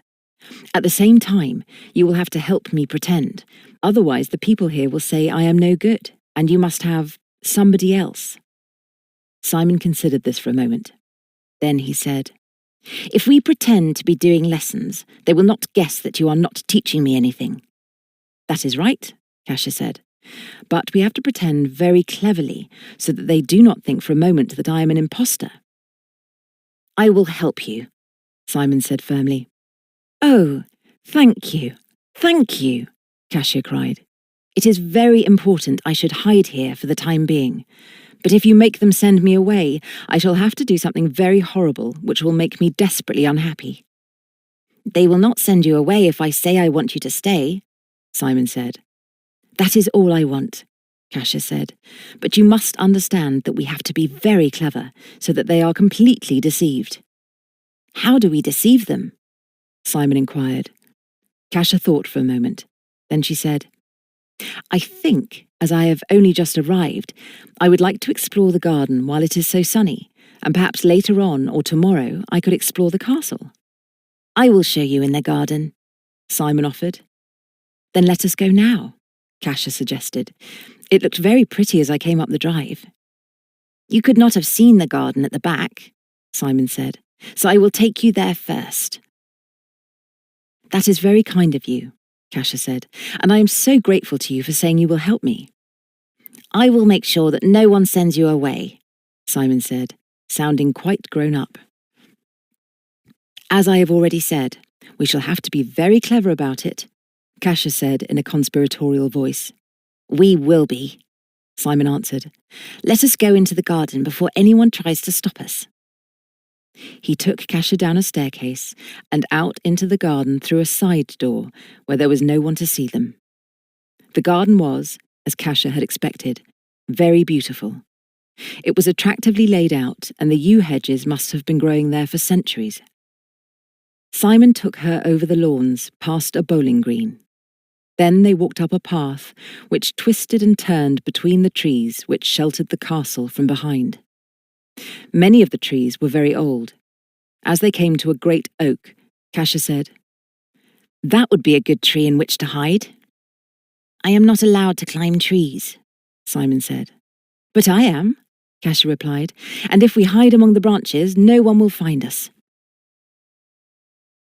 "I have always wanted to climb a tree," Simon said a little doubtfully, "but no one would let me try. They said I might fall and hurt myself." "Of course you will do nothing so silly," Kasia said. "I will show you how to climb a tree, but first we must take off our shoes." She took off her shoes, then Simon did the same.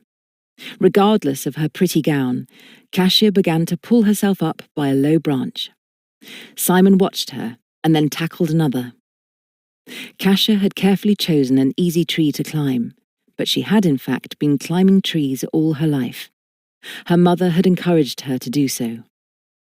"I always used to climb a tree if I wanted to hide from my governess," Lady Margaret had said. "It used to amuse me to hear her calling me, while I was just above her, hiding among the leaves." She had paused before she continued, "But I was frequently punished for the mess I made of my clothes."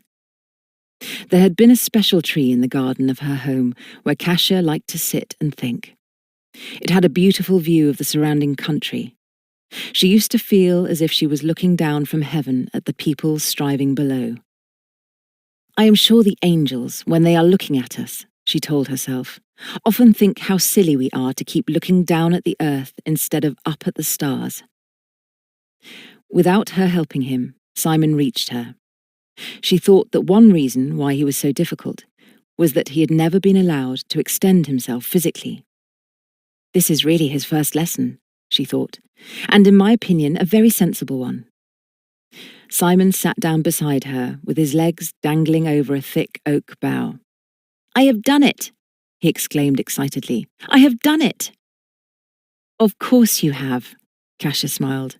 "Now we are so high that no one can find us." The oak leaves were very thick. She parted them a little so that she could look back at the garden and over the lake which lay below the house. There was a park beyond in which she was sure she could see a speckled deer. Then Simon said, "There is someone coming." He was right. A man was walking between the yew hedges and over the bowling green. "Keep very still," Kasia whispered, "and he will not know we are here." She let go of the leaves she was holding so that they obscured them once again from view. The Duke had arrived in under 2 hours, and on reaching the castle had immediately set to work. He had sent for the estate manager and told him he wished to inspect the home farm. He also would hear what the farmers required to bring their flocks and their crops up to date. The estate manager said he would make arrangements for the Duke to visit at least 4 farms the following day. He suggested that they start after an early breakfast. The Duke agreed. He was aware that the estate manager wished to give the farmers a chance to tidy up and look their best.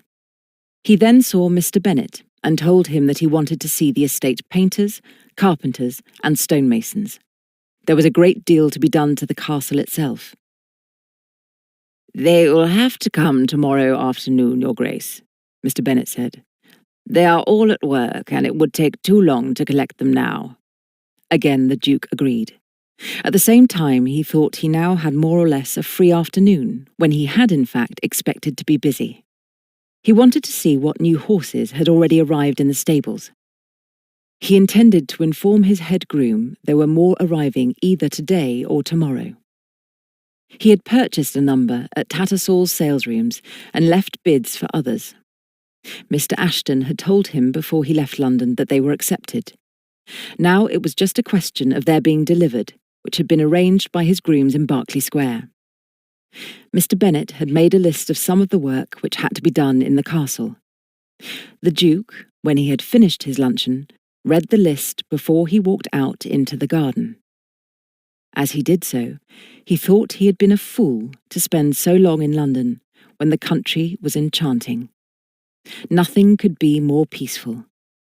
It was only as he was walking across the lawn that he remembered that he had forgotten about his little nephew Simon and how tiresome he was.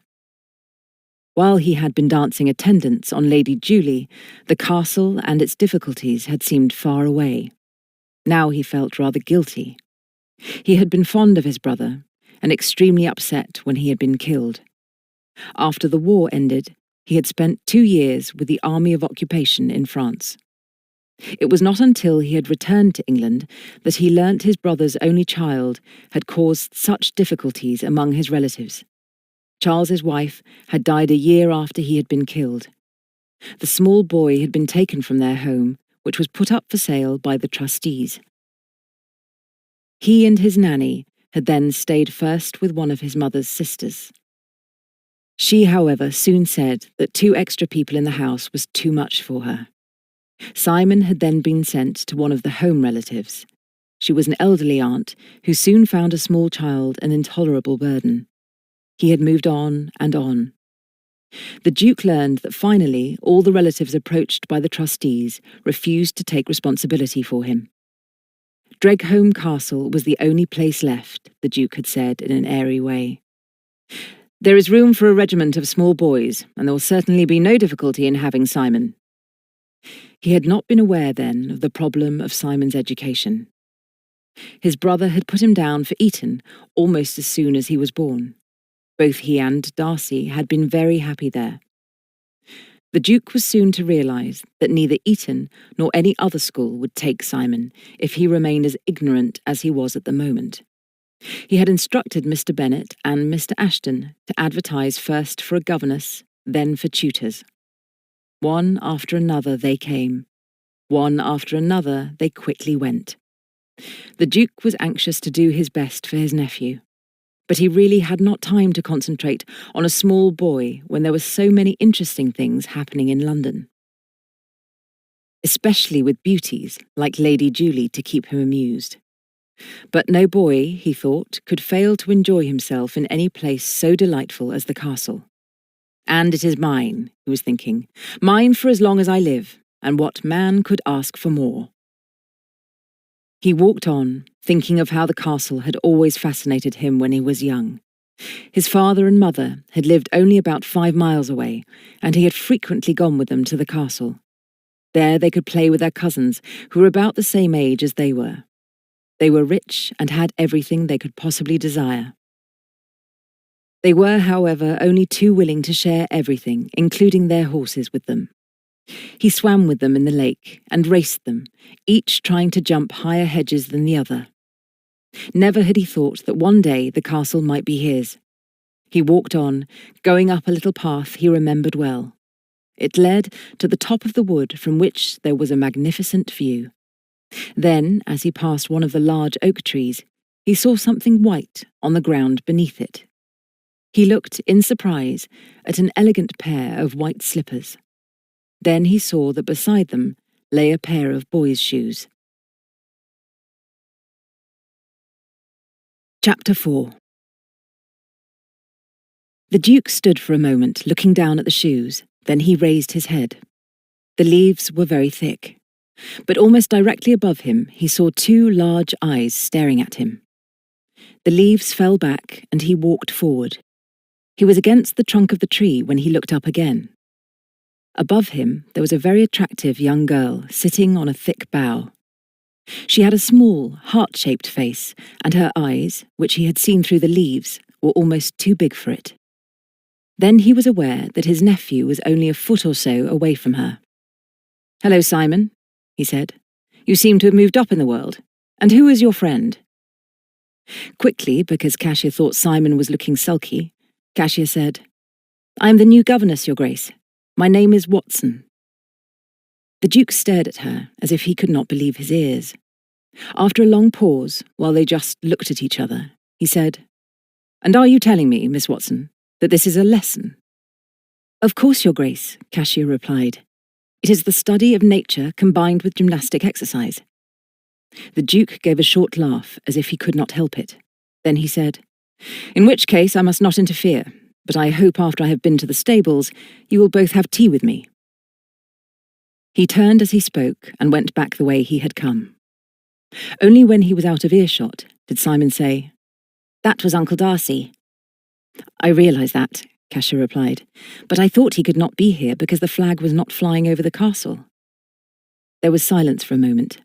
Then Simon said, as if the words were dragged from him, I tore it, and they are having it repaired. You tore it? Kasia questioned. How did you manage to do that? I went up on the roof, Simon explained, and Mr. Jackson was very angry. He started to drag me back, but I held on to the flag. So it tore, Kasia said. I expect it can be mended all right, or they can buy a new one. Mr. Jackson tried to punish me, Simon went on, by making me write out 20 times, I must not go on the roof. And did you do that? Kasia inquired. I threw an ink pot at him, Simon said with a note of relish in his voice. Kasia laughed. I heard about that.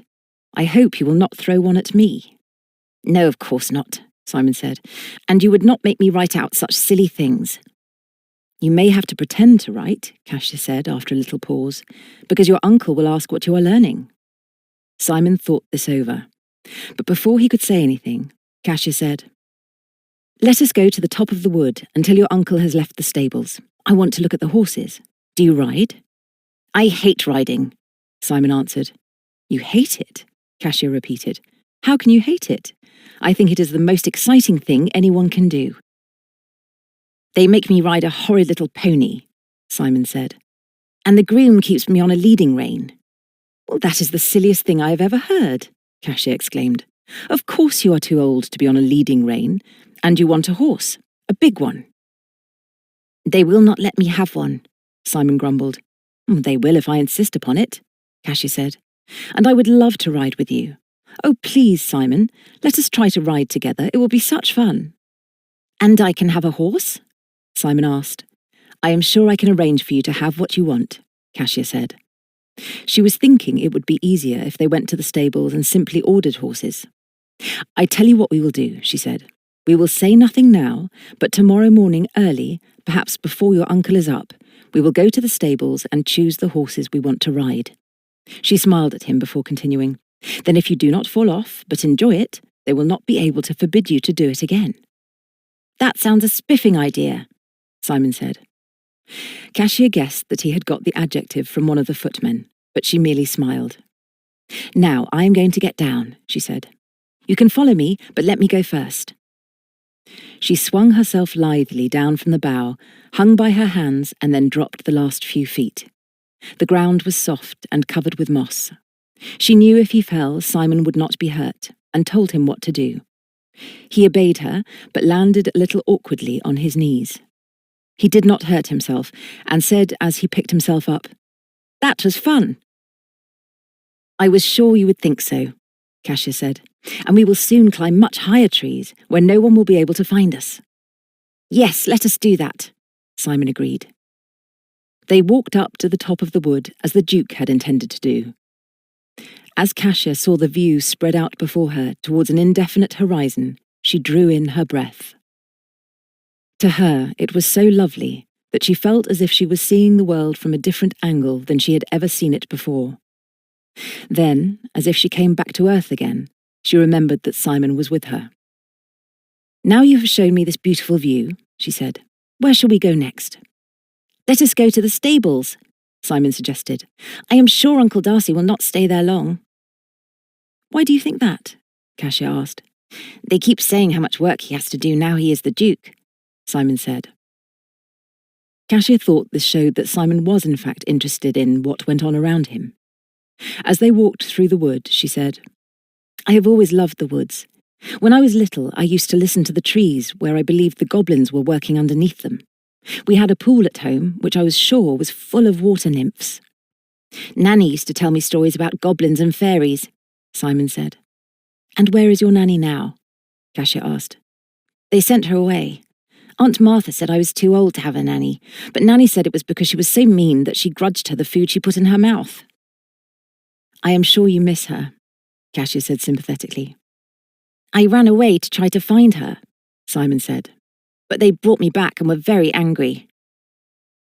Kasia thought it was shocking that he had been treated in a way which would upset any sensitive child. She did not say anything, however.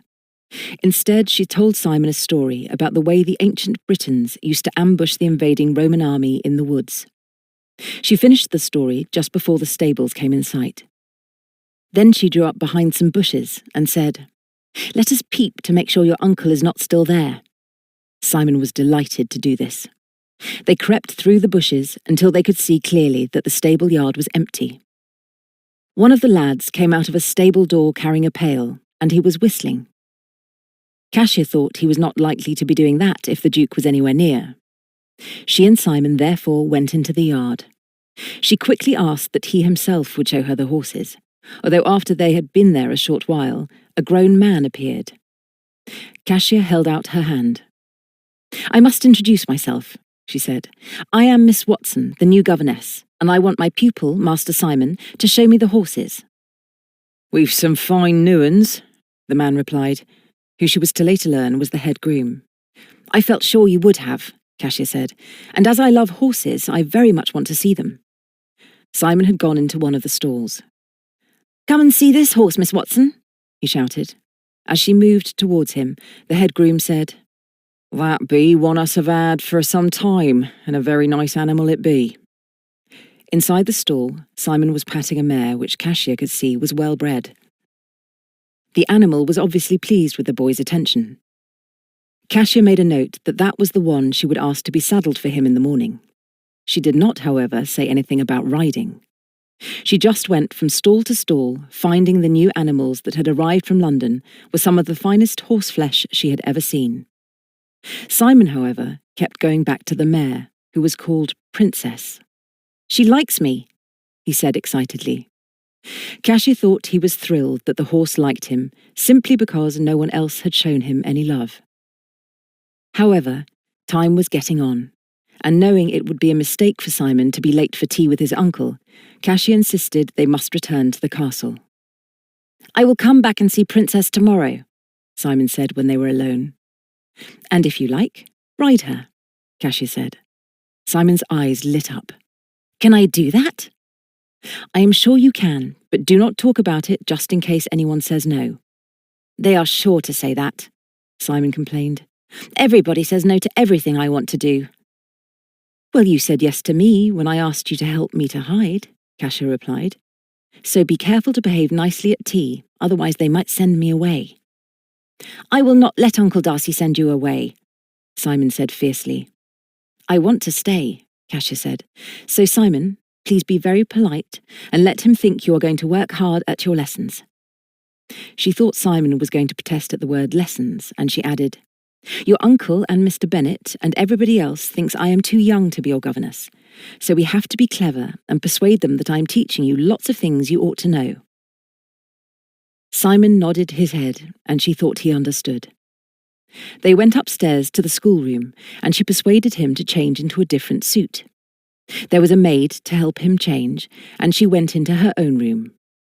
There were dirty marks on her gown where she had climbed the tree. She quickly changed into a fresh one, which she knew was far too expensive for a governess. But it was the simplest of those she had brought with her. She and Simon went downstairs to find the Duke in an attractive room which overlooked the rose garden at the back of the castle. The furniture was mostly French. Kasia saw at once that there were several beautiful pictures by French artists on the walls. The Duke was reading the newspaper when they appeared. He put it down and rose to his feet to say, "Tea has just arrived, so you are commendably punctual after your walk." "We went to the top of the hill, Your Grace," Kasia said, "from which there is the most wonderful view I have ever seen." "It is what I have always enjoyed myself," the Duke said. "And what do you think it taught Simon?" She thought he was testing her, and she answered simply, "I think it made him feel that he was looking down from heaven on human beings, and that we should all in some way try to guide and help them." The Duke looked at her in astonishment. Then he said, "Will you pour out, Miss Watson?" There was an impressive silver teapot, kettle, cream jug, and sugar basin on the table in front of a sofa. Kasia sat down to pour out the tea into the china cups. As she did so, she said without thinking, "We have the same Chamberlain Worcester service at home, and every time I see it, I think how pretty it is." Only after she had spoken, and because the silence was embarrassing, did she remember that a governess was not likely to own such expensive china. The Duke said nothing, but accepted the cup and saucer she handed to him. Kasia turned to Simon. "Do you like tea, Simon?" she asked. "Or would you prefer milk, or perhaps lemonade?" "They will not give me lemonade," Simon said, "because there are no lemons, so they said." The Duke laughed. "I expect if that happened yesterday, they will have some by now." He pulled the bell, and when the door opened, he said, "Master Simon would like some lemonade instead of tea. Please see it is available for him in the future." "Very good, Your Grace," the butler replied. "That is very kind of you," Kasia said. She looked at Simon as she spoke and made a little movement with her eyes. He understood and said, "Thank you, Uncle Darcy. I like lemonade." "I liked it too when I was your age," the Duke said, "and I would certainly have enjoyed it if I had been able to have it during the war." "Oh, do tell us about the war," Kasia begged. "I know you did great deeds and won lots of medals, but I am sure no one has told Simon about it." The Duke looked surprised.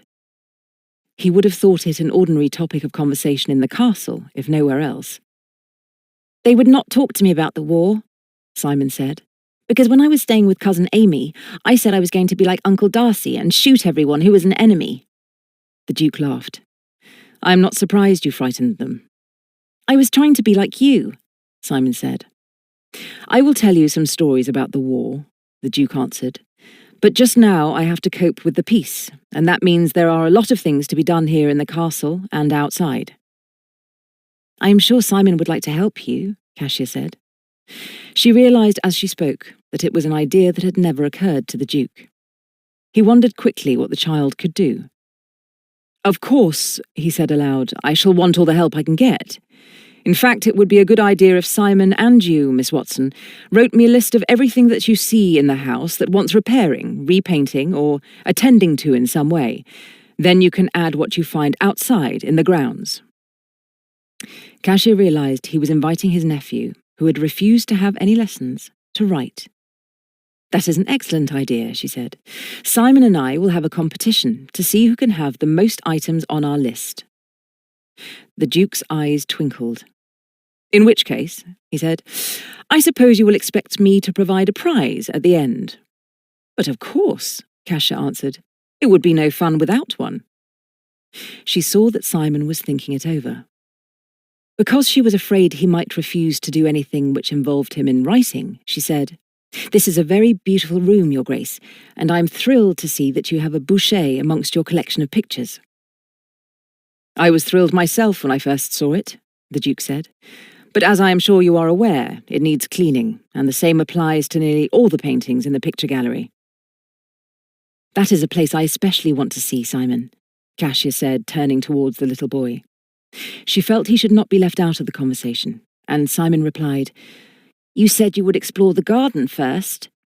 "Yes, I know," Kasia said, "but there is so much to explore, and for me it is very, very exciting." The Duke talked a little more about the pictures. Kasia was amused at his surprise that she knew so much about the artists.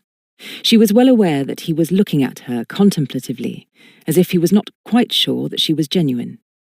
He suspected that someone so young and well-dressed coming to the castle as a governess must be some sort of joke. As soon as Simon had finished his tea and had said very little while he was eating, Kasia rose to her feet. "I think, Your Grace, Simon and I should leave you, as I am sure you have so much to do. And as I have only just arrived, I have to find my way about and have a lot to learn about how things are managed here." "I am sure, Miss Watson, you will soon have them managed to your satisfaction," the Duke said, with just a touch of mockery in his voice. Kasia was aware that Simon was already walking towards the door. As she was about to follow him, the Duke said, "I would like to talk to you, Miss Watson, about my nephew's education." He paused for a moment, wondering whether it would be possible to ask her to dine with him. Then he knew that the household would think it very strange. He was thinking back to when he was Simon's age and younger. He remembered that the governess or tutor who taught him came down to luncheon, but she always had dinner in their own quarters. It was one of the unwritten laws which he was sure was still adhered to. Miss Watson was certainly a very unusual governess, and quite obviously a lady. Yet it would be a mistake for her to be gossiped about below stairs. "I think the best time," he said in a somewhat lofty manner, "would be after dinner, as I shall be dining alone. I should be free at about 9:15, so will you join me either here or in the library?"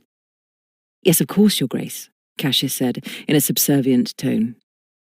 She curtsied, then followed Simon to the door. She was well aware as she did so that the Duke was watching her, and, she thought, suspiciously. Simon ran up the stairs, and she followed him.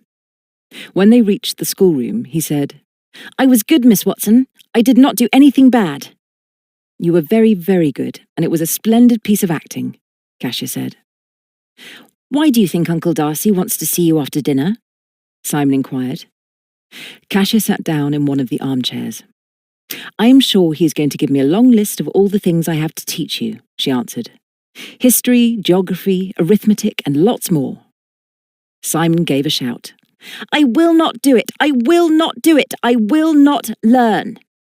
"I am only teasing," Kasia said, "and do not worry. Whatever your uncle suggests, I will agree to, and I will just pretend to do what he wants." "That is a spiffing idea," Simon said. "I was afraid you might be frightened of him and carry out his orders." "I am not a soldier," Kasia replied, "so I do not have to. In fact, you, and only you, know I am a fugitive hiding in the castle so that no one will find me." "You do not think Uncle Darcy will suspect you are not what you pretend to be?" Simon asked. Kasia thought this was indeed very likely, but it would be a mistake to let Simon think so. "We must be very careful and act cleverly, so that he believes I am just a governess from whom you are learning lots and lots of things which he believes are important." "He may be very angry when he finds out we have been deceiving him," Simon said. "Well, then we must be careful that he does not find out," Kasia said. "And if the people from whom I am hiding are looking for me, they must never think that the governess at the castle is the person they have lost." "We must deceive them too," Simon said. There was a note of excitement in his voice. Kasia knew he was finding all this pretense and acting unexpectedly thrilling. "You have been very clever up to date," she said, "and I am sure your uncle did not expect you to behave so well at tea or be so polite, and that is what you must go on being to everybody." "And that will make them think you are a very good governess," Simon said. "Of course it will," Kasia replied. She walked to the table on which she saw had been left a number of pencils and a few sheets of paper, besides exercise books. "You must not forget," she said, "that we have to make the lists for your uncle." She thought Simon was going to refuse to do it, and she said quickly, "I wonder what he will give us as a prize. What would you like to have if he asked you?" Simon thought for a moment before he said, "I would like some money." "Money?" Kasia questioned in astonishment. "Why money?" "Because they never let me have any." "Do you mean you do not have any pocket money?" she asked. Simon shook his head. "I had some when I was staying with one aunt, but she was angry because I tried to go to the shops to buy some sweeties." "You mean you tried to go alone?" Kasia asked. "They were old and said they were too tired to walk to the village," Simon explained. "And you have never had any pocket money since then?" "It is no use my having any pocket money if I have nowhere to spend it," Simon replied logically. "Well, prize or no prize," Kasia said, "I will ask for you to have some pocket money every week, and then you and I will go shopping. You shall buy what you want, and I am sure there are lots of things I forgot to pack into my trunk." "That would be fun," Simon said. "I would like that very much." "Then that is what we will do," Kasia said. "And we might even buy a present for your uncle. That would surprise him." "I want to buy some sweeties," Simon said. "Of course you do. And I used to buy them every week with my pocket money," Kasia said. "But I also saved up and bought presents for my father and mother at Christmas, and they were very pleased with what I gave them." There was a little pause, then Simon said, "When I have some pocket money, I will buy you a present." Kasia clasped her hands together. "Oh, Simon, how kind of you. I would love a present, I really would. But it must be a surprise, so you must not tell me what it is before you give it to me." Simon looked pleased, and after a moment she said, Do not forget that we are going to win a prize from your uncle, and that too will be a surprise." "I do not want to write, and I said I would not write," Simon said as if he had just remembered. "That is what you said to Mr. Jackson, who was obviously a silly man," Kasia said. "But you and I will be writing things which will help your uncle, and make the castle even more exciting than it is at the moment." She put her fingers up to her face as she said, "I have just been thinking that you are a very lucky boy to live in such an exciting, thrilling place." She paused a moment before she went on. "I will tell you a story tomorrow about a castle nearly as big as this one, where they fought against the Vikings when they came in their big ships across the North Sea to steal cows, sheep, and women." "What happened?" Simon asked. "The people in the castle were so brave and fought so gallantly that the Vikings went away without any of the booty they had expected to steal." She saw that Simon was listening and said, "That is what you have to do here, and make your castle so strong that if anyone attacked you, you would be able to drive them away." "Can I have a gun?" Simon asked. "Of course, if you are fighting, you will want a gun, but you would have to learn how to use it first." Simon thought about this, and after a moment, Kasia said, "I can see what your uncle means when he says there is a lot to be done. There are bricks that need pointing at the front of the castle, and I expect the reason why they did not want you to go up on the roof is that it needs repairing." Simon had obviously never thought of that, and now he said, "Shall we put that down on the list?" "I think we ought to," Kasia said, "and tomorrow we will look everywhere we go to find things that need doing." "I want to start now," Simon said. "Very well," Kasia agreed. "Bring a pencil and a piece of paper, and we will do this corridor first, and all the windows on it, then gradually work down, day by day, to the front of the castle."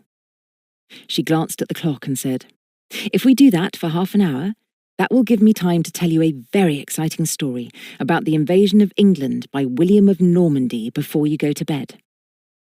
"I would like that. I would like it very much," Simon said. As he spoke, he picked up a pencil from the table and took one of the sheets of paper. "I think it would be easier to write it down in an exercise book," Kasia suggested. "We must put an S against the things you find and a K against mine." "K?" Simon queried.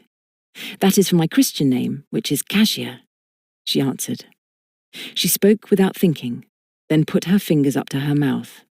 "Oh," she exclaimed, "I had forgotten, and that is another secret." "What is?" Simon asked. "My name. I told Mr. Bennet that my Christian name was Kate, but actually it's Kasia." "I like that. It is much prettier than Kate," Simon said. "That was what I thought, but you must not tell anyone, and I only told you by mistake." "I will tell no one," Simon said. "Cross my heart." Chapter 5. After dinner, Kasia went downstairs. She was wearing what was one of the prettiest of her evening gowns. It was beautiful, but, she was well aware, far too elaborate for a governess. When she walked into the drawing room, the Duke was standing in front of the fireplace, obviously waiting for her. He watched her as she moved towards him. He was thinking that she was exceedingly graceful, as well as, he admitted to himself, very lovely. "Good evening, Miss Watson," he said, "if that is your real name. Will you sit down?" Kasia looked at him, but she did not speak, and he went on. "Now, I think we should get down to brass tacks. Why are you here? Is it blackmail, or perhaps just a flattering desire to meet me?" Kasia looked up at him in sheer astonishment.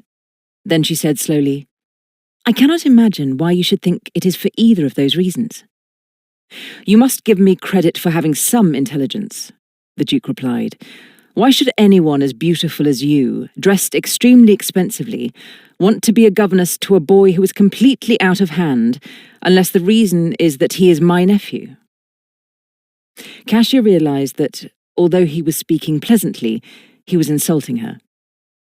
"You are very mistaken, Your Grace," she said, "if you think I came to the castle because I wanted to meet you." She stopped speaking for a moment, then continued. When I answered the advertisement which your secretary had put in the Morning Post, I had no idea that you were in any way connected with the boy who needed a governess. In that case, of course, I apologise for the second suggestion, but the first remains. Kasia could not help thinking it was rather funny, seeing how rich she was, but she simply said, "I can assure your Grace that I have no intention of blackmailing anyone." Then we get back to the basic question, why are you here? There was a pause, then Kasia said, "I think, without meaning to be rude, that is my business." "It is also mine," the Duke retorted, "as you are in my employment to look after my nephew." As she did not answer, he said, "You came from London, and you were therefore interviewed by Mr. Ashton. Surely he took your references." Kasia was aware that this was a weak point in her case, and she said after a moment, "I offered him one, but it would have taken time for him to take it up, and I wished to be in the appointment immediately." "Why?" the Duke asked. "I had to leave the place where I was staying." "Did they dismiss you, or did you leave of your own free will?" the Duke asked. "Of my own free will," Kasia replied. There was silence. Then he said, "I do not seem to be getting any further in this." "Why should you want to?" Kasia asked. "You can see for yourself that Simon has accepted me, and may I say, Your Grace, that I think he has been very badly treated, and is still neglected in a way I find incredible." "Neglected?" the Duke exclaimed. He was obviously, she saw, genuinely surprised at what she had just said. "Of course I have only just arrived," Kasia said, "but from what I have heard, he has been pushed from pillar to post, unloved, and not considered as a living, breathing human being by anyone who has looked after him." The Duke stared at her. "You astound me, Miss Watson," he said. "I cannot believe that this has been happening here." "Well, it has," Kasia answered, "and I am more sorry for Simon than I can possibly express in words." She thought the Duke did not believe her, and she said, "Did you know that everything he has asked for has been denied him? He has not been allowed to ride except on a small pony led by a groom, and the way he is fed is quite appalling." "What do you mean by that?" the Duke demanded. "I discovered this evening that he was given for his supper bread and milk and a rather nasty spoonful of pudding. Had you not ordered lemonade for him, he would have had water." "I cannot believe it," the Duke said. "Surely he could have asked for what he wanted." "Judging from the way he has been refused everything else that has interested him, I am quite certain no notice would have been taken. He, however, enjoyed my supper, which I shared with him." The Duke sat down on a chair before he said, "Are you really prepared, looking as you do, to stay here in the castle and turn Simon from what I have been told is a monster into a decent human being?" "That is what he is with me," Kasia said. The Duke looked at her. Then he said, "Then I can only apologise for what I have been saying, and ask you to continue to look after my nephew, and make him, as I have just said, into a human being who will, I hope, be able to go to Eton." Kasia did not reply, and after a moment he went on. "You must be aware that I am consumed with curiosity. I find it extremely frustrating not to know why you are here, and also why you are so different from anyone else I have ever met." Kasia smiled. "I hope that is true, Your Grace, and if you will trust me to do what I want to do with Simon, I feel sure that he will soon be very different from what he has been in the past." "I simply cannot believe all this," the Duke said.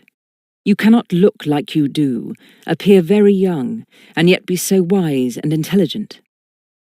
Kasia laughed. "That is the nicest compliment I have ever had. Thank you." "That is another thing I find impossible to believe," the Duke said. "If you have been in London, you must have been overwhelmed with compliments." She did not say anything, and he looked at her for a long moment before he went on. "Where did you get that gown?" Because it was a question she had not expected at that moment, she replied after a little pause, "It was a present from a friend." "That is what I rather suspected," the Duke said.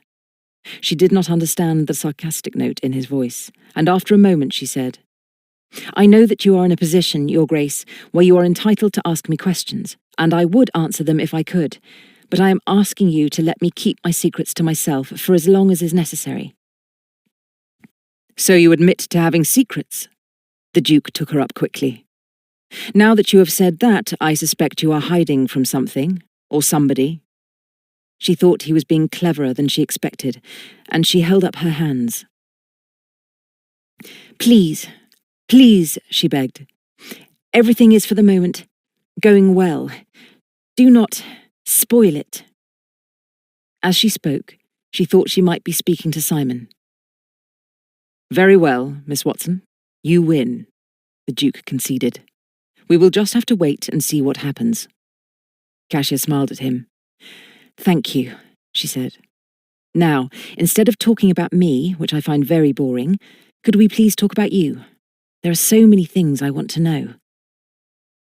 Looking back later at their conversation, the Duke thought it was very different from any conversation he had ever had with a beautiful woman. Kasia had said she wanted to talk about him, but it was not about him as a man. It was about the battles in which he had fought, the situation in France with the Army of Occupation, and his impression so far of the peace. The Duke thought he might have been talking with one of his male contemporaries. When he remembered what had been said, he was aware that the questions Kasia had put to him were extremely intelligent. Never once had she looked at him with that inevitable invitation in her eyes. Never had there been an unspoken desire for him on her lips. In fact, as far as he was concerned, the whole evening might have been a part of his imagination, and not real. Kasia awoke very early. Having dressed herself in her riding habit, she went through the schoolroom into the bedroom occupied by Simon. She woke him up. 10 minutes later, they slipped down the back stairs and went towards the stables.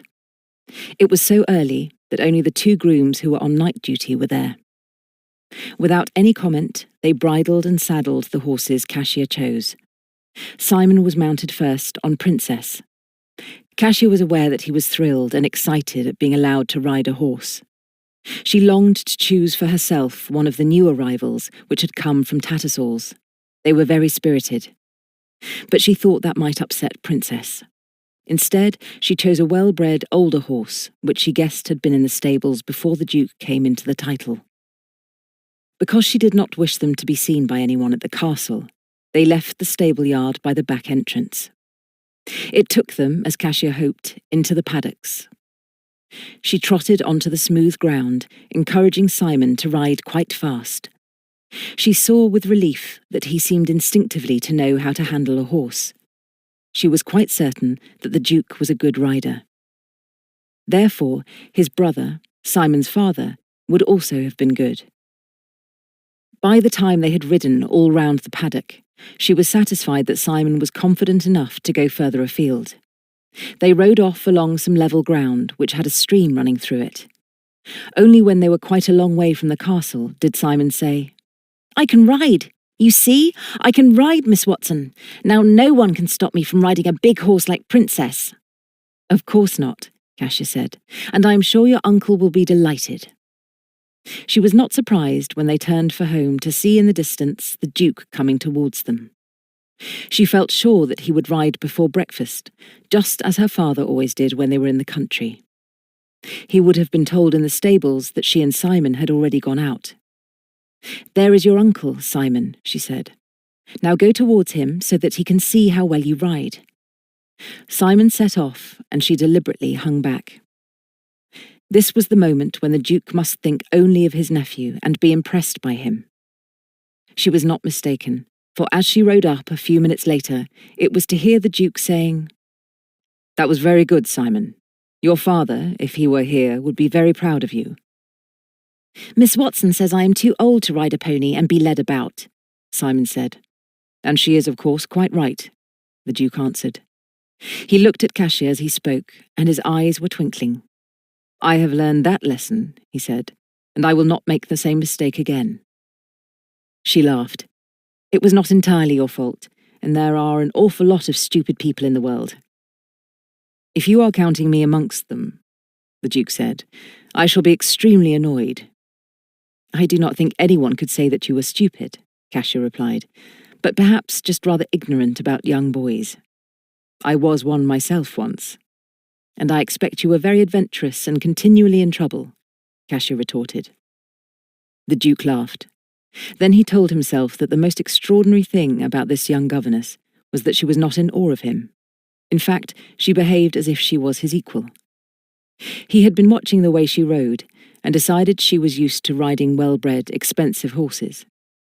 Why did she come here? He asked himself for the 1000th time. They did not see any more of the Duke that morning. Kasia was informed that she and Simon were expected to have luncheon in the dining room. That was, she knew, correct. Simon said he would rather have luncheon alone with her, but she made him brush his hair and wash his hands before they joined the Duke. "Be careful what you say you have done this morning," she warned him as they went downstairs. "We should have been doing lessons." She thought with a smile that was exactly what they had been doing. But definitely not the sort that appeared in any school curriculum. She and Simon had gone to see the picture gallery.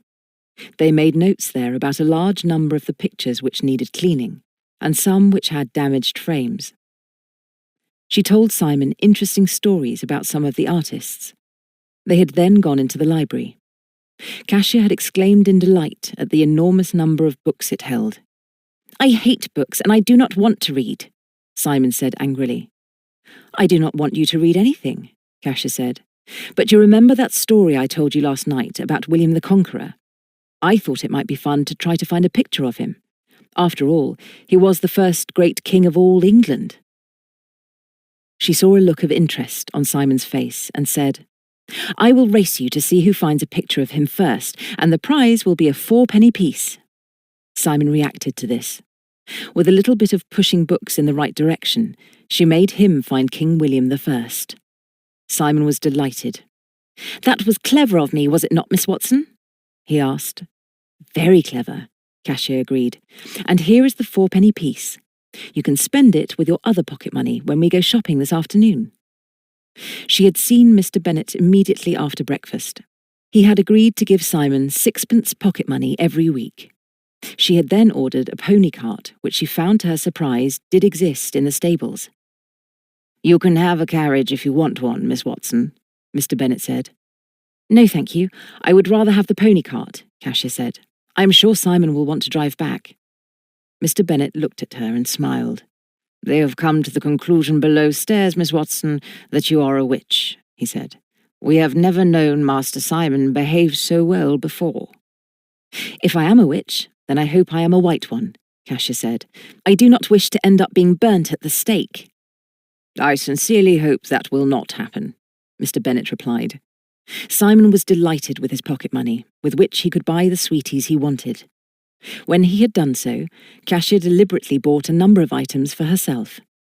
She asked Simon if he would jot them down on a little notebook she carried in her bag. She chose several pieces of soap, a new toothbrush, some hairpins, and a few yards of pretty pink ribbon. As the shopkeeper wrapped it all up for her, she said to Simon, "Please, Simon, will you add it all up for me?" She gave him a warning look in case he should refuse in front of the shopkeeper. She was quite certain that everyone in the village had heard about Simon's behaviour with the tutors. Simon was astute enough to realise he must at least pretend to add up the figures he had written down. Actually, he did it correctly. Kasia thanked him. As she picked up her parcels, she said, "Please will you open my bag, Simon? You will find some money in the purse." Very carefully, Simon counted it out, and the shopkeeper took it, coin by coin. When they got outside and were back in the pony cart, Kasia said, "That was very clever of you, and now it will go all round the village that you can do arithmetic." "I thought that was what you wanted me to do," Simon said. "You have been brilliant, and now I have a surprise for you," Kasia said. "A surprise?" Simon asked. "I have found out from Mr. Bennet that only a month ago your nanny was given a cottage at the end of the village." "Nanny!" Simon exclaimed. "I thought you might like to call and see her." "Of course I want to see Nanny," Simon answered. When Kasia had asked the question of Mr. Bennet, he had said, "It is strange that you should ask that, Miss Watson. It was only 3 weeks ago that the old woman wrote to me saying she was desperate. I learned, to my consternation, that she received no pension after she had been dismissed by one of Master Simon's relatives." No pension? Kasia questioned.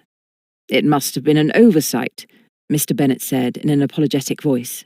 But she has come to the end of her savings, and as you can understand, was afraid that she might have to go to the workhouse. How could something like that happen to a nanny, of all people? Kasia asked. I knew what his lordship would say, so I did not tell him, Mr. Bennet explained. There was a cottage empty at the end of the village, and Nanny moved into it. And you did not tell Simon about it? Kasia asked. Mr. Bennet looked uncomfortable. I was hoping he would settle down with his tutor. I was afraid that Nanny might somehow interfere in his lessons. Kasia did not say anything. Mr. Bennet had been, she thought, as stupid with Simon as everyone else. What he needed was affection and love. It was something that had been missing in his life ever since his mother had died. Then, when he most needed her, his nanny had been taken from him. They drove towards the cottage which Kasia was told was at the end of the village. She thought Simon was trying hard to contain his excitement at the thought of seeing his nanny again, but he was unpredictable. She could not help praying that she had not made a mistake. Rose Cottage, as it was called, was thatched and pretty. At the same time, like a great many other cottages in the village, it needed paint. There were also cracks in several of the window panes. As Kasia drew up the pony cart, Simon jumped out. Shall I knock and see if Nanny is inside? He asked. Yes, of course, Kasia said. I will see if I can find somebody to hold the pony. It was old and not likely to wander off. At the same time, she thought it would be wise to have somebody to look after it. There was a boy playing in a garden on the other side of the road, and she called to him. I will give you 3 if you will look after this pony while I am inside the cottage. I'll see, don't go away, the boy said eagerly. By the time she had walked up the path, the front door was open, and Simon had gone inside. Kasia could see an elderly woman with white hair had her arms around him. Then he was talking 19 to the dozen after she had sat down in a chair to listen to him. They were horrid, nasty people, Nanny, Simon was saying. They would not let me do anything I wanted to do, and when I ran away to try to find you, they said they would beat me if I did it again. That was very wrong of them, Nanny said. I was afraid you would miss me. I cried and cried, Simon said, but they would not let you come back. I think you can come back now, Nanny, Kasia said from the front door. Nanny looked up in surprise, and Simon said, This is my new governess, Nanny. She is very nice and tells me stories like you used to do. Kasia walked into the cottage. Do not get up, Nanny, she said quickly as the old woman tried to rise from her chair. I have only just discovered how much Simon needs you, and if you will allow me to do so, I will ask the Duke if you may come and live at the castle. They said as how Simon was too old to have a nanny, the elderly woman answered. He is too young to be without a mother, Kasia said simply, and Nanny understood. When they went down to luncheon, she let Simon tell the Duke how he had tried to search for Nanny after they sent her away, and how he had found her again. The Duke listened. Then he said to Kasia, I suppose this is your doing. Nanny is prepared to come and live at the castle if you will permit it, Kasia said simply. The Duke's lips twisted for a moment. I can hardly say no. Why should you want to say no? Kasia asked. I believe she is very important to Simon. I want Nanny. I want her very much, Simon said. And I also want Miss Watson to stay with me. Which, of course, I am going to do, Kasia said. Very well, the Duke agreed. I will send a carriage for Nanny this afternoon. Kasia smiled at him. I hoped that was what you would do. I have a feeling I have little choice, the Duke replied. Because Simon was so delighted at having his nanny back, he had plenty to say at luncheon. Kasia thought afterwards that he and she had managed to keep the Duke laughing. He must really be bored, she told herself, and longing to be in London with all the beautiful women like Lady Julie. However, he showed no sign of being bored. Once again, he said he would like them to have tea with him, although it might be rather later than it had been yesterday. I am going to the farms, he explained. I did 2 this morning, and there are 2 more waiting for me this afternoon. I would like to see the little lambs, Simon said unexpectedly. Very well, the Duke replied. You and Miss Watson shall accompany me. You can look at the lambs, the chickens, and the calves while I talk to the farmers." "That is something new to do," Simon said. "I only hope," the Duke replied, "that I am not interfering with your lessons." Kasia knew he was teasing her, and she replied, "Not at all, Your Grace. Simon must learn about country matters, which are all around him, as well as those subjects which are only to be found in books." "I found the picture of King William all by myself today," Simon said proudly, "and Miss Watson gave me a prize of a 4-penny piece." "Which, of course, is bribery and corruption," the Duke said in an aside to Kasia. "On the contrary, it was as important as the laurel wreath at the Olympic Games," Kasia retorted. The Duke laughed. They drove off in a phaeton, with Simon sitting between the two grown-ups. The Duke pointed out to them various landmarks that were familiar to him from the time when he had been at the castle as a boy. There was a mill, which was not working at the moment, but he said he was determined to get it into operation as soon as possible. There was what had once been a racecourse, but had fallen into disrepair during the war. He was arranging to put it into order again. Then they saw in the distance a tall tower which he told Simon had once been a watchtower for the earls who had then lived in the castle. That was also in need of attention. "You are not to go near it," the Duke said, "until I have had time to restore it." "Were there soldiers in the watchtower?" Simon asked. "I suspect there were archers," the Duke said, "and they would have shot down any enemy who came near them." "With bows and arrows," Kasia said, in case Simon did not understand. "That reminds me," the Duke said. "When I was a boy, archery contests took place here, and it is something I would like to revive." "My father taught me how to use a bow and arrow," Kasia said, "and I think if you bought a small one for Simon, it is something he would enjoy." "Who shall I shoot?" Simon asked. "A target," the Duke said firmly, "and nothing else. Then, if you hit the bullseye, you will receive a prize." "Oh, please let me have a bow and arrow," Simon pleaded. "I want to win lots more prizes, then I can go shopping." "You have had your pocket money," Kasia said. "Oh, yes, of course," Simon said, as if he had forgotten. "It is something I should have remembered," the Duke said, "and of course, Miss Watson, I am very contrite." Kasia smiled. "You must not blame yourself," she said. "After all, you have no children of your own. However, I think your relatives have been somewhat mean." "That is the right way to describe them," the Duke said. "I am determined that is something I will never be." He spoke so fervently that Kasia guessed he too had suffered from their meanness in the past. She remembered someone telling her that he had been quite poor before he became the Duke. Talking of money made her think of her own, and that reminded her of Lord Steffleton. She gave a little shiver, and the Duke asked, "What is upsetting you?" She was so surprised that he should be aware of what she was feeling that she looked at him, and he said, "I feel I can read your thoughts, Miss Watson, and your eyes are very expressive. Whatever it is, I hope you will not know what I am thinking." Kasia replied, "Because that would be very upsetting." "Why?" the Duke asked. There was no answer to this, and she remained silent. Only when they returned home after an extremely interesting afternoon with the farmers did the Duke say, "I would like to talk to you after dinner, Miss Watson. I have given orders that Simon is to dine with you, although I think it would be better if we all dined together." As if he had suddenly thought of it, he exclaimed, "Yes, that is a much better idea. Then I can be certain that the boy is being fed as he should be at his age."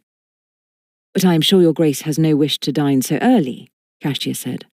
"We will make it 7 o'clock, the Duke said, "which after all is the right time to dine in the country. Then Simon can be in bed by 7:30. "I would like that," Simon smiled, "because you have such scrumptious things to eat. I hate bread and milk, and Miss Watson said I was far too old for that sort of baby food." "Miss Watson is right," the Duke agreed. "So tonight you can enjoy yourself, as I expect there will be the usual 4 or more courses for dinner. You will soon get as fat as a small pig." Simon laughed. "If I ride Princess very fast, Uncle Darcy, I shall get as thin as you." "That is extremely good thinking," the Duke said, "and I agree with you." Then, as he looked at Kasia, She knew quite well he had deliberately made it possible to dine with her and not be alone. I must not flatter myself that it is because he wants to talk to me, she thought. It is more a case of any port in a storm, and he does not like being alone. At the same time, she felt a strange excitement rising within her. She knew she wanted to dine with the Duke, and she wanted to talk to him. When Simon has gone to bed, she thought, we can talk and talk as we did last night. As if the Duke knew what she was thinking, he met her eyes. Then it was almost impossible for either of them to look away. Chapter 6. Simon pushed back his plate and got up from the breakfast table. I'm going to help Mr. Bennet with the wages, he said. That is very kind of you, Kasia smiled. He said you were a great help yesterday. I will not be very long, Simon said. Where will you be? In the music room, Kasia replied. Oh, that is good, he said. He bent forward, kissed her on the cheek, then walked towards the door. As it shut behind him, the Duke asked, What is all this? Kasia smiled.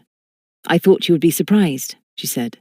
But as Simon is so keen on money, I suggested he help Mr. Bennet count out the wages.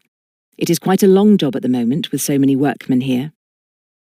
The Duke was staring as if he did not understand, and she went on. You know that Mr. Bennet counts out each man's money in silver, and it means a lot of work. He said that Simon was good at it, and he could hardly believe he could have mastered the different coins so quickly. So that is arithmetic, the Duke said. Of course, Kasia smiled. And I will tell you something which is even more exciting. What is that? He asked. I remembered reading that musicians are often innately good mathematicians. The Duke was listening, and she went on. Yesterday I played Simon some tunes on the piano, and he managed to pick them out almost immediately with one finger. You never cease to amaze me, Miss Watson, the Duke declared, as indeed you have done ever since you came here. Has it really been a week? Kasia asked. So much has happened that I can hardly believe it. Neither can I, the Duke agreed, and that is why I want to talk to you. There was a deep note in his voice which made her look up at him. They both appeared to be speaking without words. Then the door opened and the butler came in. The foreman of the builders wants to speak to your Grace, he said to the Duke. That is the man I sent for, the Duke said. Have you put him in the study? Yes, your Grace. Tell him I will come at once, the Duke added. The butler walked towards the door. The Duke finished his coffee and got up. I am afraid I shall not be in for luncheon today, he said to Kasia. Since I have to go with this man to see one of the outlying farms, the house is in such a terrible state of disrepair that it might be best to pull it down and start again.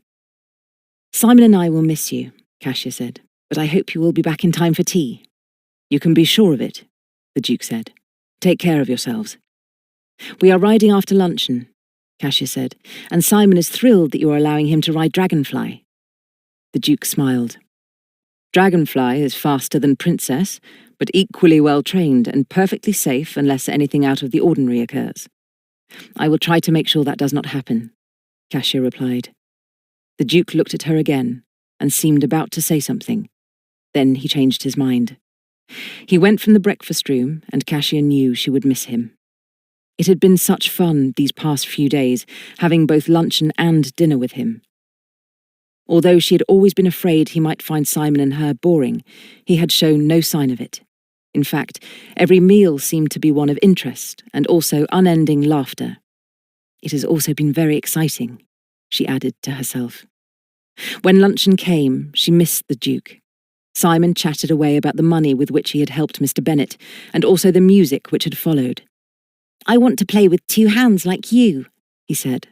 You will do that very soon, Kasia promised. Then we will arrange a musical evening, and you shall play for your uncle.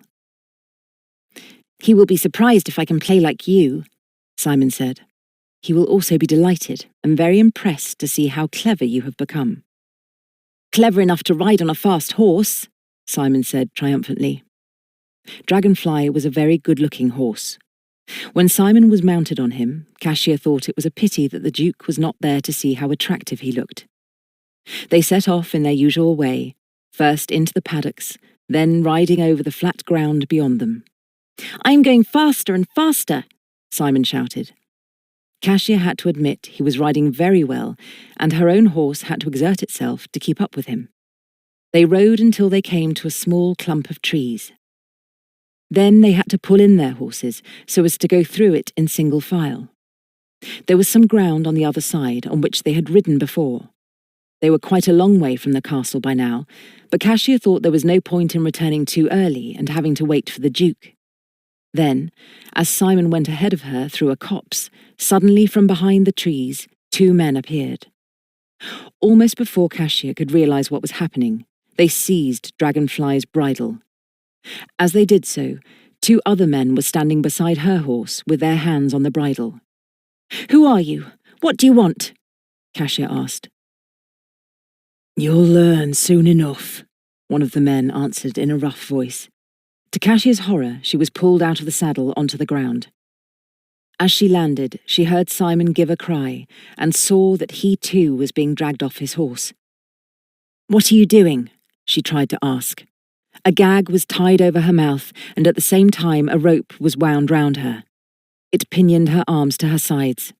She tried to struggle, but it was hopeless. A minute later, a cloth was thrown over her head so that she could not see. She found herself being picked up and carried for what seemed some distance. She thought they must now be out of the wood. She was sure this was so when she was put down rather roughly in what she guessed was a cart. She was then aware that Simon was being placed beside her, and the cart started off. As it was impossible either to see or to speak, she could only listen. She thought the cart must be a wagon, like those the farmers used, and was drawn by 1 horse. Who are they? What are they doing? Why were they waiting for us? She wondered desperately. Then she felt sure that, whoever they were, they had taken Simon prisoner in order to demand a ransom from the Duke. It was something her father had always been afraid might happen to her. However, nothing of the kind had in fact ever happened. Nevertheless, he had always insisted that the night watchmen in whichever house they were should be armed.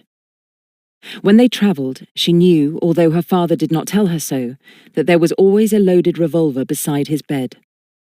Since the war, men were returning from the forces without a pension and without work. This had given rise to much more crime on the roads and in the cities. In highwayman fashion, robbers, rogues, and men who were simply hungry extorted money from anyone they thought was rich. She wondered what the Duke would do. If they asked for ransom money for Simon, would he try to rescue them? Then she remembered despairingly how large the estate was and how wild and sparsely inhabited the countryside. If their kidnappers hid them cleverly, it would be impossible for the Duke to have any idea where they were. On and on, the wagon in which she and Simon were travelling bumped over the rough, uneven ground. It made Kasia sure they were being taken to some isolated spot where they would never be found. She felt herself tremble with fear of what lay ahead. It must have been half an hour, or perhaps longer, when the wagon came to a standstill. She was pulled roughly from the back of the cart and lifted up in a man's arms. She was sure from the movements beside her that another man was moving Simon. The man carrying her walked a little way in silence until he said, "You'll have to give me an hand with her up the steps." "Her looks light enough to me," another voice answered. "Give me an hand," the first one said furiously. With one man holding her shoulders and the other her ankles, Kasia was carried up some steep steps. She assumed at first they were outside. Then, as they climbed higher and higher, she knew she was inside a building. Up and up they went, and she understood why the man who had been carrying her first did not want to continue alone.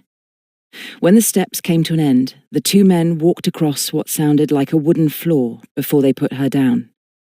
It was then, to her relief, that the cloth was pulled from her head.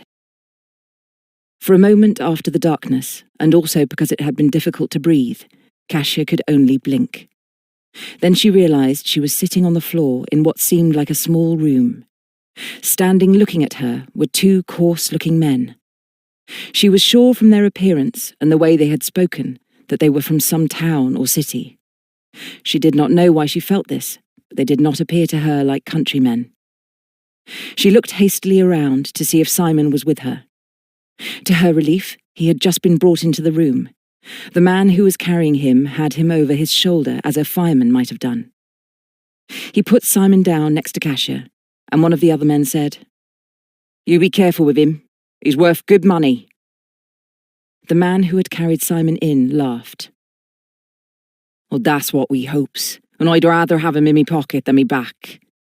The cover was lifted from Simon's head. "Does us turn him loose?" the man asked who had carried him, "or leave him be?" "Let him be loose," another man answered. "Sides, I's got to write the letter for us." He pointed at Kasia as he spoke, and the other man nodded his head. "I left the paper and ink downstairs," he said. He walked across the room, and Kasia could hear his footsteps going down the long flight of stairs up which they had come. The two men who were there took the gags from her mouth and Simon's. They then pulled off the ropes with which they had tied down their arms. "Why are you doing this?" Simon asked when he could speak. "And who are you?" "That be a good question, sonny," one of the men answered. "And if you behave yourself, we are friends, but if you don't, we're your enemies." "Why have you brought me here?" Simon asked. The man put his finger to his nose in an age-old gesture. "Now that's asking, but you'll soon find out when Bill comes back." "I am sure you have no right to bring us here," Simon said. "My uncle will be very angry." "We hopes as he'll be very worried," one of the men answered. "In fact, we're betting he will be." "I think, if I am not mistaken," Kasia said in what she hoped was a well-controlled voice, "you have brought us here to ask for money." "Now ain't that clever of you?" one of the men said in a mocking tone. "Who'd have believed, looking so pretty, you'd hit the bullseye first time?" As he spoke, there was the sound of Bill, who had gone down the stairs, coming back. The men turned their heads to watch for his appearance. He was puffing as he came into the room. "Them stairs will give me an heart attack," he complained. "Now let's get on with it. The sooner we has the money and gets off home, the better." "I agrees with you," one of the other men replied. Carrying the paper and the ink pot, Bill squatted down beside Kasia. There was also, she saw, a rather dirty quill pen. "Now, write a note to his nibs," he said, "and tell him if he wants to see the boy again, he's got to cough up 2,000 quid, and we wants it in cash." "Where will you wait for him to give it to you?" Kasia asked. Bill laughed, and it was an unpleasant sound. "I ain't so nitwitted as that. You can tell him to leave it inside the broken door of the old mill." Kasia remembered the Duke pointing out the mill when they were driving, and she nodded. "And tell him when the money's there, and no one waiting to catch us, to put a white flag up on the top of the castle." "That's right," one of the other men said. "When us sees that, we'll go to the mill." "Just one of us," another man said, pointing with his finger at Kasia. "And if his nibs don't put it up, or there's any hanky-panky, you'll both die. Make that clear." "I will write what you tell me," Kasia said, "but I think you are all behaving very badly." Bill laughed scornfully. "Badly? What's bad be the Duke's got money, bags of it, and us got nothing, that's what's bad." "Nah, come on, let's get on with it," one of the other men said.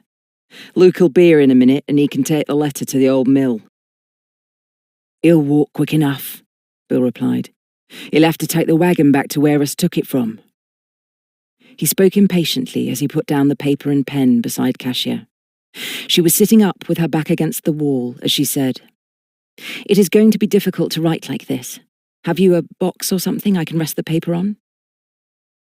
"Oh dear, I just remembered. We ain't smartened it up for your ladyship," the man said mockingly. But Bill said, "Let her do it right. I'll find something downstairs." He started to go down the steps again.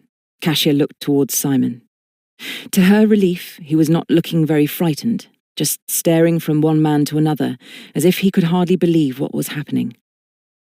She put out a hand towards him, and he said, "This is like a story, Miss Watson, isn't it?" Kasia smiled at him. "Exactly. And of course we have to do what these men tell us to do." "That's right," one of the men said. "You've got the right idea. And if you're a governess, which is what us were told, He gets full marks. Who told you I was a governess? Kasia inquired.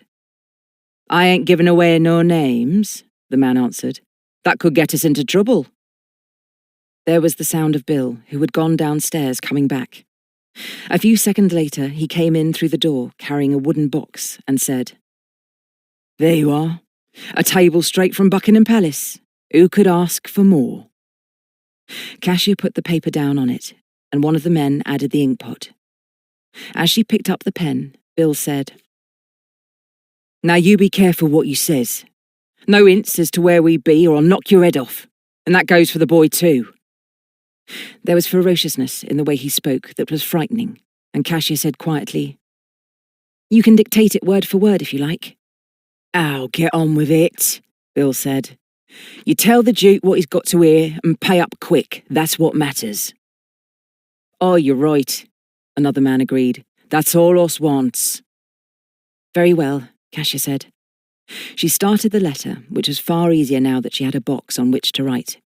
She was wondering how she could give the Duke a hint as to where they were hidden, seeing that she did not know herself. Then, as if he had been wondering the same thing, Simon said, I know where we are. We are in the watchtower, and it is dangerous, very dangerous. The men looked at each other as if they were surprised by what he had said. Then one of them answered, You're right, and we shouldn't be here, and the sooner us can leave here, the better. And if us has to wait for our money, it might collapse round you, and you'll be buried in it. Simon turned towards Kasia. Uncle Darcy said it was very dangerous, and that I must never come here. I know, Kasia replied, and I am sure he will be very angry that we have been brought here. Never mind about that, Bill interrupted. Just you get on with your writing. The sooner he coughs up the money, the sooner you can go home. If he don't, we'll lock you in, and no one will find you. He took a pistol from his pocket as he spoke. Them as be dead don't talk, he said. And talk's what I don't want to hear. Kasia thought Bill was obviously the ringleader of the men. She was sure of this when a few minutes later the man called Luke, who had been putting back the horse and wagon, joined them. That's good, Bill answered. Now, we got another errand for you to do, as you be the one as runs fastest. I might ha' known I'd be a-doing all the dirty work, Luke moaned. It won't seem so dirty when them coins be jingling in your pocket, Bill replied. Kasia was writing quickly. At the same time, she was wondering frantically how she could tell the Duke where they were without the men being aware of what she had done. She was quite certain that if she put in anything like, "We are watching for your reply," they would be smart enough to know what she was trying to do. She sent up a prayer, feeling that only her guardian angel could help them in the situation in which she and Simon found themselves. Help me to show him where we are," she begged. Almost as if she had a direct answer, she had an idea. She went over carefully what she had written, finished the letter, and signed her name. Then she handed it to Bill, who was standing watching her. "Is that what you wanted me to write?" she asked. He took it from her and read aloud what she had written. He mispronounced some of the words, but she realized that he could read. She felt the other men would not find it easy. Bill paused once or twice when he found something difficult. She knew it was due more to the thickness of the pen and the cheapness of the paper than to her handwriting. Finally, he said, "That's all right. Signed her name, but it'd be one I ain't never heard of before." It was then that Kasia gave a little gasp. She realized that because she had been so intent on surreptitiously giving the Duke a hint of where they were, she had signed Kasia Watson instead of Kate. It was stupid of her, but she thought it was of no particular importance. It would certainly be a mistake for the men to know she was disguising herself in any way. "Is the letter all right?" she asked. "You've made clear what we want," Bill replied. "And I hopes for your sake as he'll put the money where you've told him to." "I have written what you told me to say," Kasia replied. "Now it's up to him," Luke said. "And I likes the idea of the white flag on top of the castle." "Oh, it means he's surrendering, doesn't it?" Bill said with a gruff laugh. That is something Uncle Darcy never did in the war, Simon said unexpectedly. So he may want to fight you. If he wants to do that, us'll be ready for him, eh, boys? Bill retorted. He patted the pocket into which he had put the pistol as he spoke. As the other men did the same, Kasia thought with her heart sinking that they were all armed. She only hoped the Duke would not approach them unarmed. Then she told herself that anyway it was unlikely he would understand what she had tried to convey to him. She was beginning to wish she had not done so, but had just written what they wanted her to write. After all, it was not a tremendous amount of money they were demanding. There would certainly be that amount of cash in the office. Apart from the wages to be paid on Friday to so many men, she was certain that the Duke would have extra funds to pay for the necessary materials. Also for the animals and machinery for which the farmers were asking. Bill took one last look at the letter. He then folded the paper and, handing it back to Kasia, he ordered, "Put his name on the outside." "Yes, of course," Kasia said. She wrote in capital letters, "To His Grace, the Duke of Dreghorne." She handed back the letter to Bill. "Right, Luke," he said. "Off you goes, and be careful no one sees you shove it through the door of the old mill, or push it through the window." Kasia gave a little cry. "Supposing nobody happens to find it? It might be months before the Duke has any idea of what has happened to us and what you want." "Has got a point there, Bill," one of the men said. "I ain't going up to the castle to get myself caught," Luke said.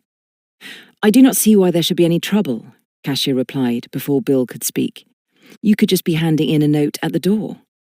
The footman will take it, and no one will know what is written in it, until the Duke opens it and reads it." The men were silent, and she said, "He can tie a scarf round his neck so that it does not reveal all his face, and give him a hat to pull over his forehead." She paused a moment, and then went on.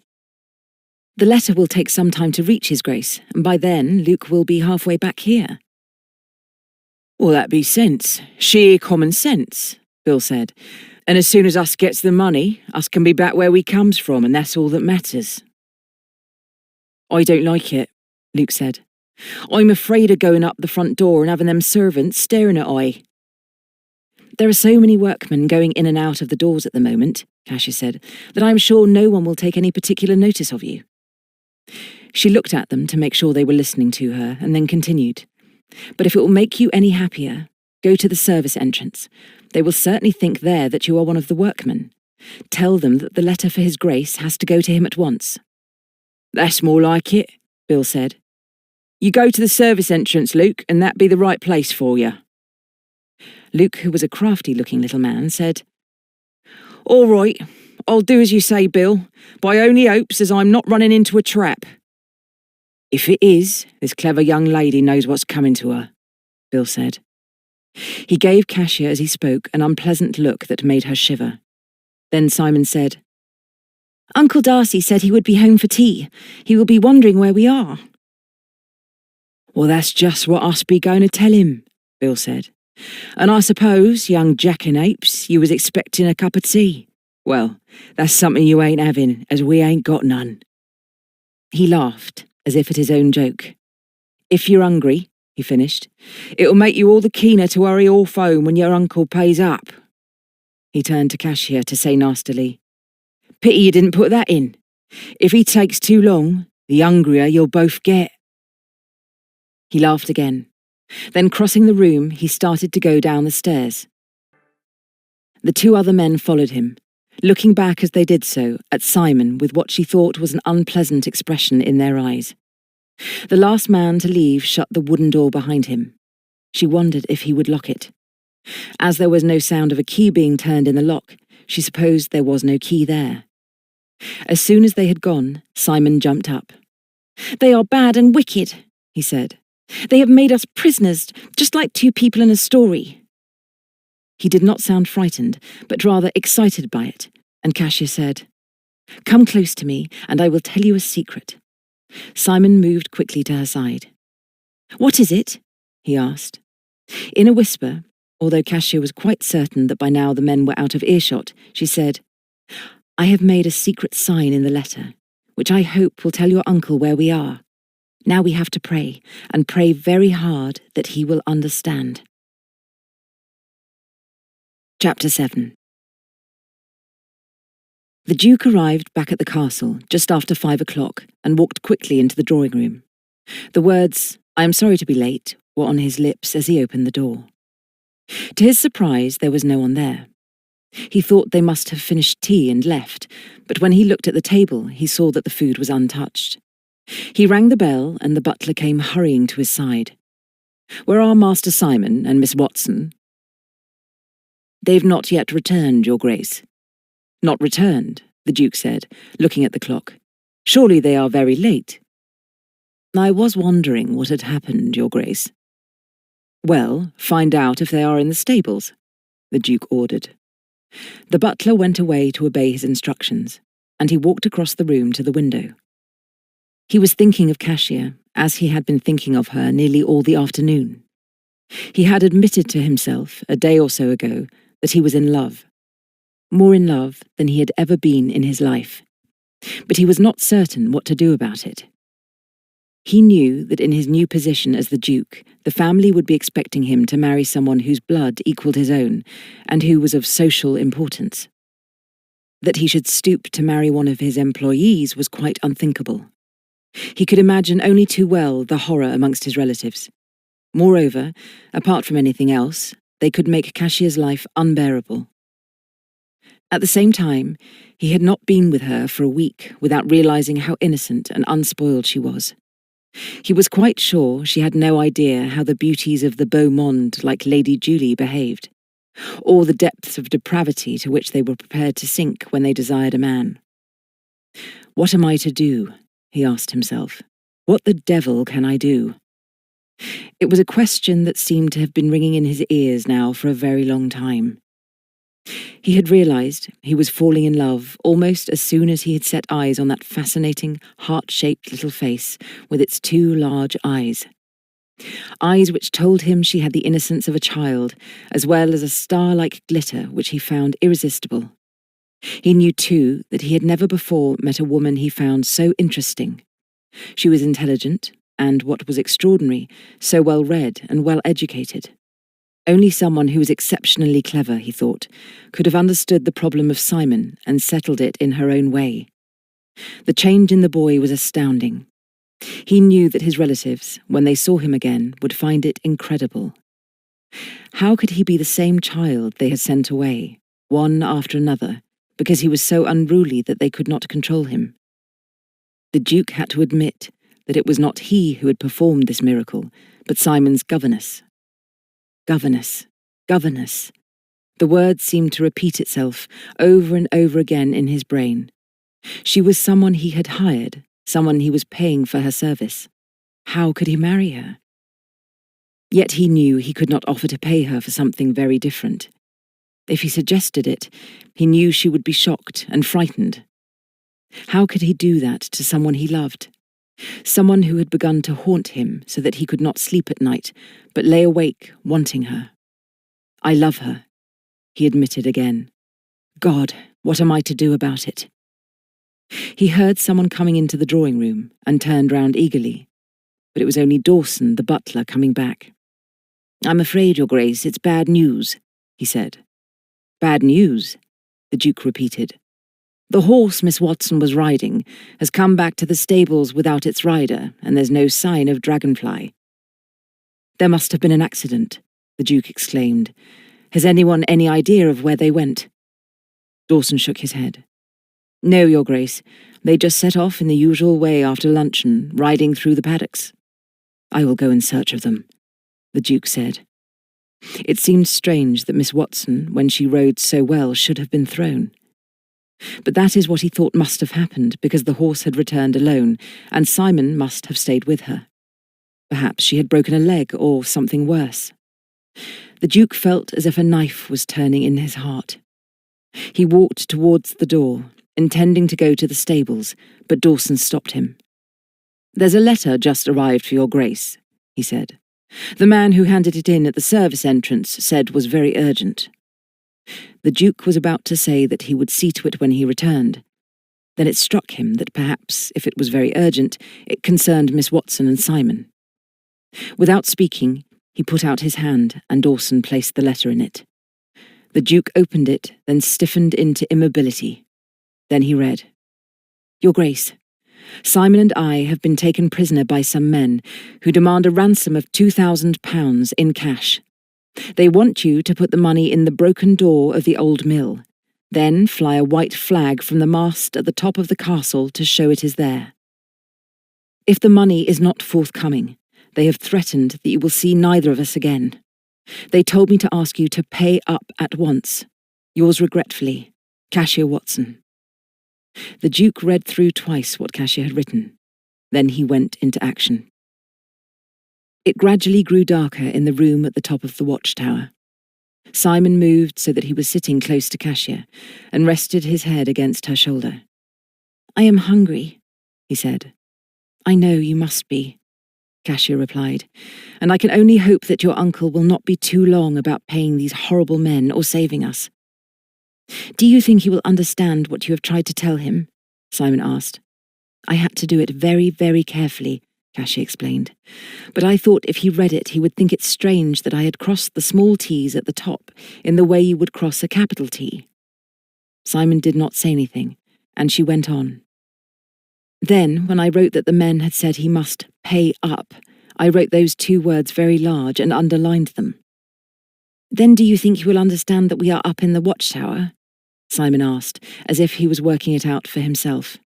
"I am praying he will," Kasia said, "and that is what you must do too." "He will not hear us praying," Simon argued. "In India," Kasia said, "the Indians believe in the power of thought." She smiled at him and then went on. "I have read in books that a man will know that his father has died 300 miles away from where he is, without there having been any communication, except that he knows in his mind it is true." "Then we must send a message to Uncle Darcy's mind," Simon said. "That is what I am trying to do," Kasia answered, "and you must help me." "How?" Simon asked. "Think of your uncle. Try to see him standing in the drawing room or in his study, and keep saying, 'Watchtower, watchtower,' in your heart." "I will try," Simon said. "I will try very, very hard. I do not like being here." "Neither do I," Kasia answered, and she pulled Simon a little closer to her. Later, when she realized he had fallen asleep, she took off her riding jacket and made him a pillow for his head. As she moved him down onto it, he did not open his eyes, but murmured sleepily, "Watchtower, watchtower." It was what she kept saying herself. The tower had become hot and stuffy, and she walked across to the window and opened it as wide as it would go. The stars were coming out overhead. The moon, which had been behind the clouds, was now creeping up the sky. It was casting a silvery light all over the land. The shadows were long and dark, and Kasia thought how uninhabited and barren it looked. It was a clever place to hide because there was no reason for anyone to come past the watchtower. The fields all around it had not been ploughed or seeded. She had a terrifying feeling that the Duke would not understand what she had written. Also, in the interests of other people, he would not give in to kidnappers. If they succeeded in obtaining money from him, as soon as it was spent, they would kidnap another child. She felt herself trembling at the thought that if she and Simon were not rescued, they would be left to starve. Or perhaps those evil men downstairs would kill them before they went in search of other prey. Oh God, please, God, let him understand. Because she could not bear to go on looking at the empty fields, she went back to sit down beside Simon. He had been very brave, she thought, where most children might have screamed and cried or clung to her. He will be very brave when he grows up, she told herself, just like his uncle. Even to think of the Duke was to conjure up a picture of him riding on his black stallion, sitting at the top of the dining table, standing in front of the fireplace as he laughed at something that had been said. He is so handsome and so clever, she told herself, and her heart turned a somersault. She felt as if she reached out to him with both her hands. She remembered how their eyes had met this morning, when he told her there was something he wanted to talk to her about. She wondered what he wanted to tell her. She was half afraid he was going to say that he had to return to London, and she must cope with Simon alone. She added something else to her prayer. Let him stay. Please God, let him stay, and help him to find us. Soon. She prayed with such fervency that she put her fingers up to her eyes as if it helped her to concentrate. Then she was aware of a sound. It was as if something was scratching, and she thought with a sudden terror that it was rats. She had always been frightened of rats. She realised they would doubtless infest the empty tower, which no one ever visited. The sound grew louder, and she thought there must be a large number of them. Stories she had heard of them biting babies in their cots and attacking grown-ups flashed through her mind. She thought wildly that if she screamed, the men downstairs would come and save her and Simon. She took her fingers from her eyes and was about to get to her feet. Then she was aware that the moonlight, which was pouring through the window, was suddenly obscured. For a moment, she could not think what was happening. There was a movement, and a leg came through the open window, which she sensed rather than saw. It was followed by a man's body, and it was then that she sprang to her feet. It was the Duke. She knew instinctively that it was the Duke, without seeing his face. She flung herself against him as his feet touched the floor. As she did so, his arms went round her. She was about to speak and cry out for joy. Then his lips found hers. He was holding her against him, and it was impossible to breathe. She only knew a rapture that shot through her like lightning with sensations she had never experienced before. The Duke kissed her fiercely, demandingly, then raised his head and whispered, "Do not make a sound. How many men are there?" 4, Kasia murmured, "and they are armed." "They have not hurt you?" No, we are all right, and Simon is asleep." The Duke moved a little further into the room, still without taking his arms from Kasia. In the moonlight, coming through the window, he could see Simon lying on the floor. It was then, when Kasia would have spoken again, that the Duke whispered, "Wake Simon and get behind the door." She wanted to ask him questions, but he had turned away from her. Drawing a pistol from his pocket, he fired it out of the window. The noise of the explosion woke Simon, and as Kasia pulled him to his feet, he exclaimed, "Uncle Darcy, I knew you would come." The Duke did not reply, and Kasia, knowing she must obey him, pulled Simon towards the door. "Open it," the Duke said quietly. She did so, and pulled it back so that she and Simon were out of sight behind it. It was then they heard shots coming from below. Kasia knew that the Duke's men, who had come with him, were firing at Bill and his accomplices. Now someone was coming up the stairs, the boards creaking beneath his feet. It was, as Kasia soon saw, Bill who burst into the room, holding a pistol in his hand. It was pointing at the spot where Kasia and Simon had been sitting before the Duke told them to move. As he took a step forward, the Duke fired, the bullet hitting him in the right arm. The pistol fell on the floor with a clatter. "You've killed me! You've killed me!" Bill screamed. "You are alive, unfortunately," the Duke answered. "Go downstairs and join your villainous gang." Bill, clutching his injured arm, turned round. He knew it was no use arguing against the voice of authority. The Duke picked up the pistol the man had dropped. The shooting below had stopped, and he said to Kasia, "Stay here until I call you, but I think now we will all be able to go home." "That was a good shot, Uncle Darcy," Simon said admiringly. "Can I have the pistol?" The Duke looked to see if there were any more bullets, removed those that remained, and handed it to Simon. "Guard Kasia," he said. Then he was following Bill down the stairs. Kasia, feeling as if her legs would no longer carry her, sat down on the floor. The Duke saved them. She might have known he would. At the same time, the relief was so intense as to be almost overwhelming. Her prayers had reached him, and he had understood. He had come, as she had hoped and trusted he would. "I love him. I love him," she told herself. She felt as if the sun was lighting their prison in a blaze of glory. It must only have been a few minutes before they heard the Duke call out, "Come down, it is all over." The sound of his voice was like a clarion call. Kasia got to her feet and, picking up her jacket, put it on. She saw as she did so that Simon was already running down the stairs, even though it was difficult to see his way in the darkness. She wanted to warn him to be cautious, but the only thing that mattered was that the Duke was waiting for them at the bottom. Simon was already beside the Duke, holding his pistol. As Kasia reached the last steps, the Duke put out his hand to help her down them. At the touch of his fingers, she felt herself quiver. As she looked up at him, she thought in the moonlight no man could look more handsome. He might have been the Archangel Michael come down from heaven to save them. "It is all over," the Duke said, "but I am afraid you will have to ride home. There is no way we can get a carriage up here." They went outside as he spoke. Kasia saw 2 grooms leading 2 horses, which she knew were intended for Simon and herself. The Duke's horse was led by a young man, whom she saw was armed. Walking away from them were the 4 kidnappers, escorted by 5 of the Duke's men. It was light enough for Kasia to recognize that Bates was one of them. The 4 other men, she guessed, had been with the Duke in the army. Without being told, she was certain he had picked the men who were good shots. They would also carry out his orders to the letter. The kidnappers had therefore surrendered rather than be killed.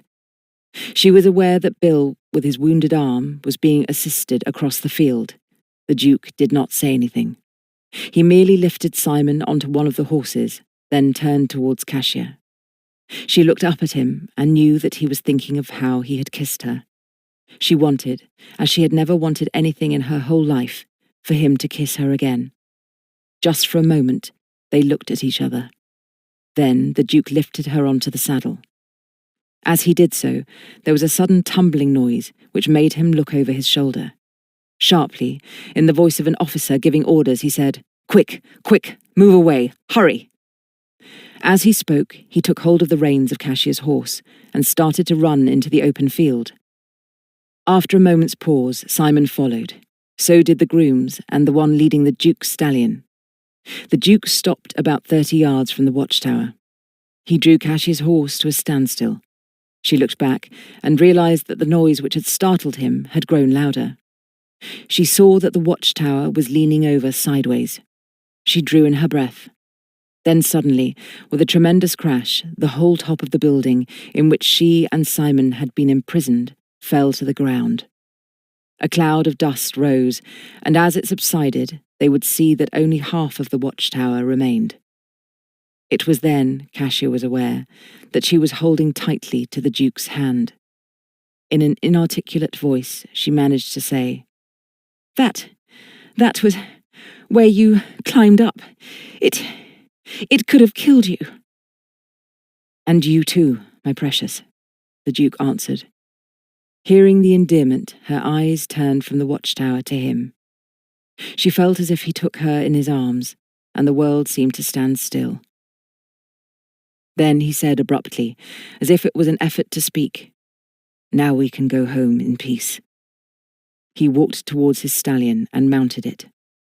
"Join the others, John," he said to the groom. "We do not want any of those rogues escaping at the last minute."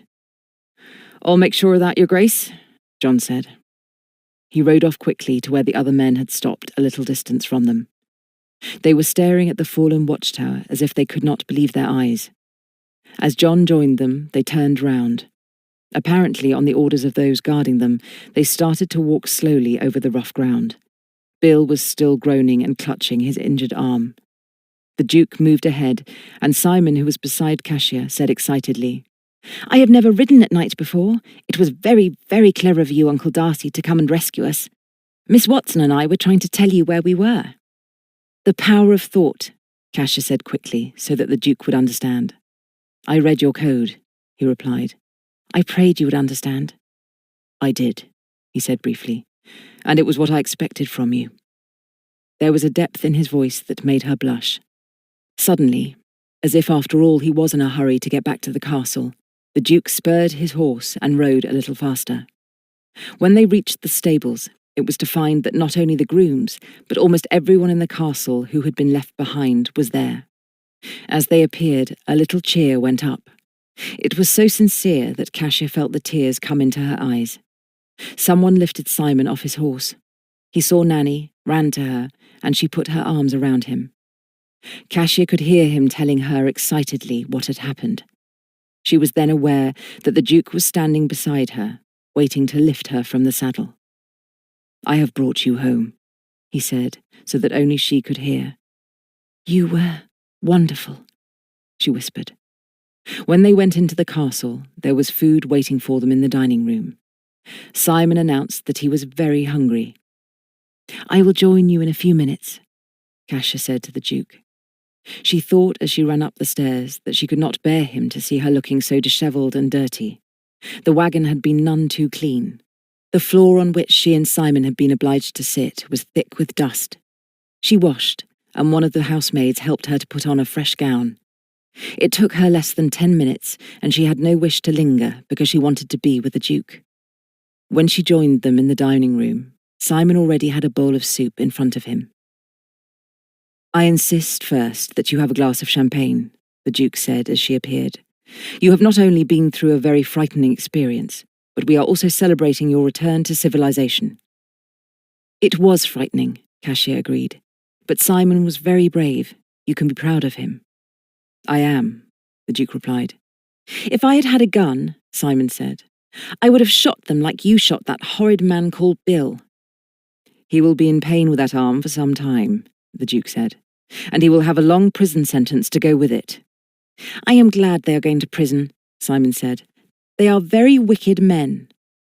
"I think what frightened me more than anything else was knowing that you were in the watchtower," the Duke said. "I had been told over and over again that it was unsafe and might collapse at any moment." "And yet, you climbed up it," Kasia said softly. "To be with you," the Duke replied. "It was no worse than climbing mountains in Portugal or the Pyrenees."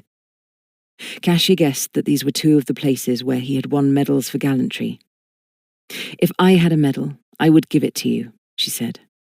"We will talk about that later," the Duke replied, and his eyes were on her lips. It seemed to Kasia as if she was moving in a dream. She had no idea what she ate or drank. Nanny came to collect Simon, and he got up from the table and put his arms around Kasia, saying, "I was brave, was I not? And I did try to protect you." "You were wonderful," Kasia said. "Next time I will shoot those wicked men with my gun," he said firmly. He moved to the Duke, and to his surprise, hugged him. "Nanny says you are a daredevil, Uncle Darcy. I'm going to be just like you, and you must teach me how to shoot." "I will do that," the Duke said. "But of course you realise that if you are going to be like me, you will have to read." He paused a moment and then went on. "Otherwise I could not have read Miss Watson's letter, and I would never have known where you were." Simon thought this over for a moment. Then he said, "All right, I will read, if I can shoot." "That is a deal," the Duke replied. Simon hugged him again, then ran off with Nanny. He was talking about what wicked men he would shoot when he had bullets in his gun. The Duke looked at Kasia with a smile. She was thinking he would be as clever with his own children when he had them. Without speaking, they went into the drawing room. He stood looking at her, and she wondered what he was about to say. Their eyes met. He moved towards her, and she was in his arms. As she waited, her lips raised to his, he said, "How can you be so lovely, so incredibly beautiful, that it is impossible to live without you?" Then he was kissing her, not gently, but wildly, fiercely, passionately, as if he defied fate to take her from him. To Kasia, it was as if heaven's doors had opened and she had flown inside. She was no longer human, but one with the angels. The Duke's kisses made her feel as if the moonlight was shining through her. At the same time, she was his, and they were no longer two people, but one. She knew then it was how she had felt since the first day she had met him. Although she had not understood it, her heart had spoken to his heart, and her soul to his soul. "I love you," the Duke was saying. "God, how I love you."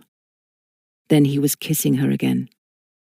Only when Kasia thought it was impossible to feel such ecstasy and not die from the wonder of it, did the Duke ask. How soon will you marry me? I cannot wait, and I am desperately afraid that someone might take you from me. I love you, Kasia answered. Then that is all that matters, the Duke said. He kissed her until they were both breathless. Then he drew her down onto the sofa. We must make plans, my darling, he said. I could not face again what I faced today, when I thought those devils might have hurt you, or that I might not be able to find you. Kasia gave a little sigh. You mean, when they had the money, they might have left us to starve? They might have done anything, the Duke said hastily. That is why I want you with me every day and every night. There was a little pause before he said the last word. Then he added, I have lain awake wanting you until I thought I would go mad. I thought and prayed for you, Kasia said. And what was so wonderful was that you understood where we were. Simon and I both prayed that you would understand my code. I thought you were telling me where to look, the Duke said simply. And just as I have been able to read your thoughts, I was able to read what you were trying to convey to me. I think that is what love means, Kasia murmured. You have not answered my question, the Duke said. When will you marry me? Are you really asking me to be your wife, not knowing who I am? You were very positive you would not tell me, the Duke said with a smile. But now, as your future husband, I feel I am entitled to be let into the secret. Kasia felt he was feeling for words. Then he said, I have just thought of something. When you wrote your name at the bottom of the note, I presume from dictation, I seem to have heard of the name Kasia before. Now I remember where. He got up as he spoke and went to the stool in front of the fireplace. Kasia was aware that, just as her father had them, the newspapers were laid out on it. The Duke picked up the Morning Post. He brought it to her, pointing out an item in the wanted column. Kasia took it from him, and following the direction of his finger, she read, Kasia, forgive me and come home. I miss you. R.R. She read the message, then gave a little cry. I have won! I have won! You have won what?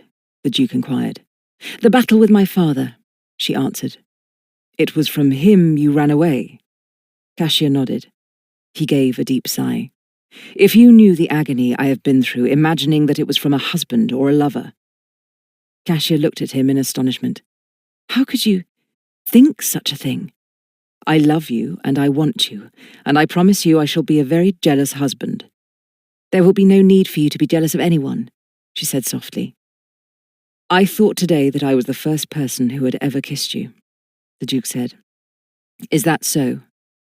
Of course it is. No one has kissed me, except you. The Duke would have pulled her against him, but she said, Let me tell you why I ran away. Why did you? Because my father, whose house is on the other side of Berkeley Square from yours, told me I was to marry an elderly peer called Lord Steffleton. Marry him? Why should your father have wanted that? Kasia hesitated for a moment. Then she said, Papa is very rich, and he is so afraid I will marry a fortune hunter. The Duke laughed. So that is why you ran away? My darling, I may be many things, but I am not a fortune hunter. I know that, Kasia said, and I was determined I would not marry any man I did not love. Papa said it was utterly impossible for me to earn a penny piece for myself. Well, now you can tell him he is wrong, the Duke said. You have earned a week's wages, not once, but 1,000 times, and I will pay you in any coinage you like.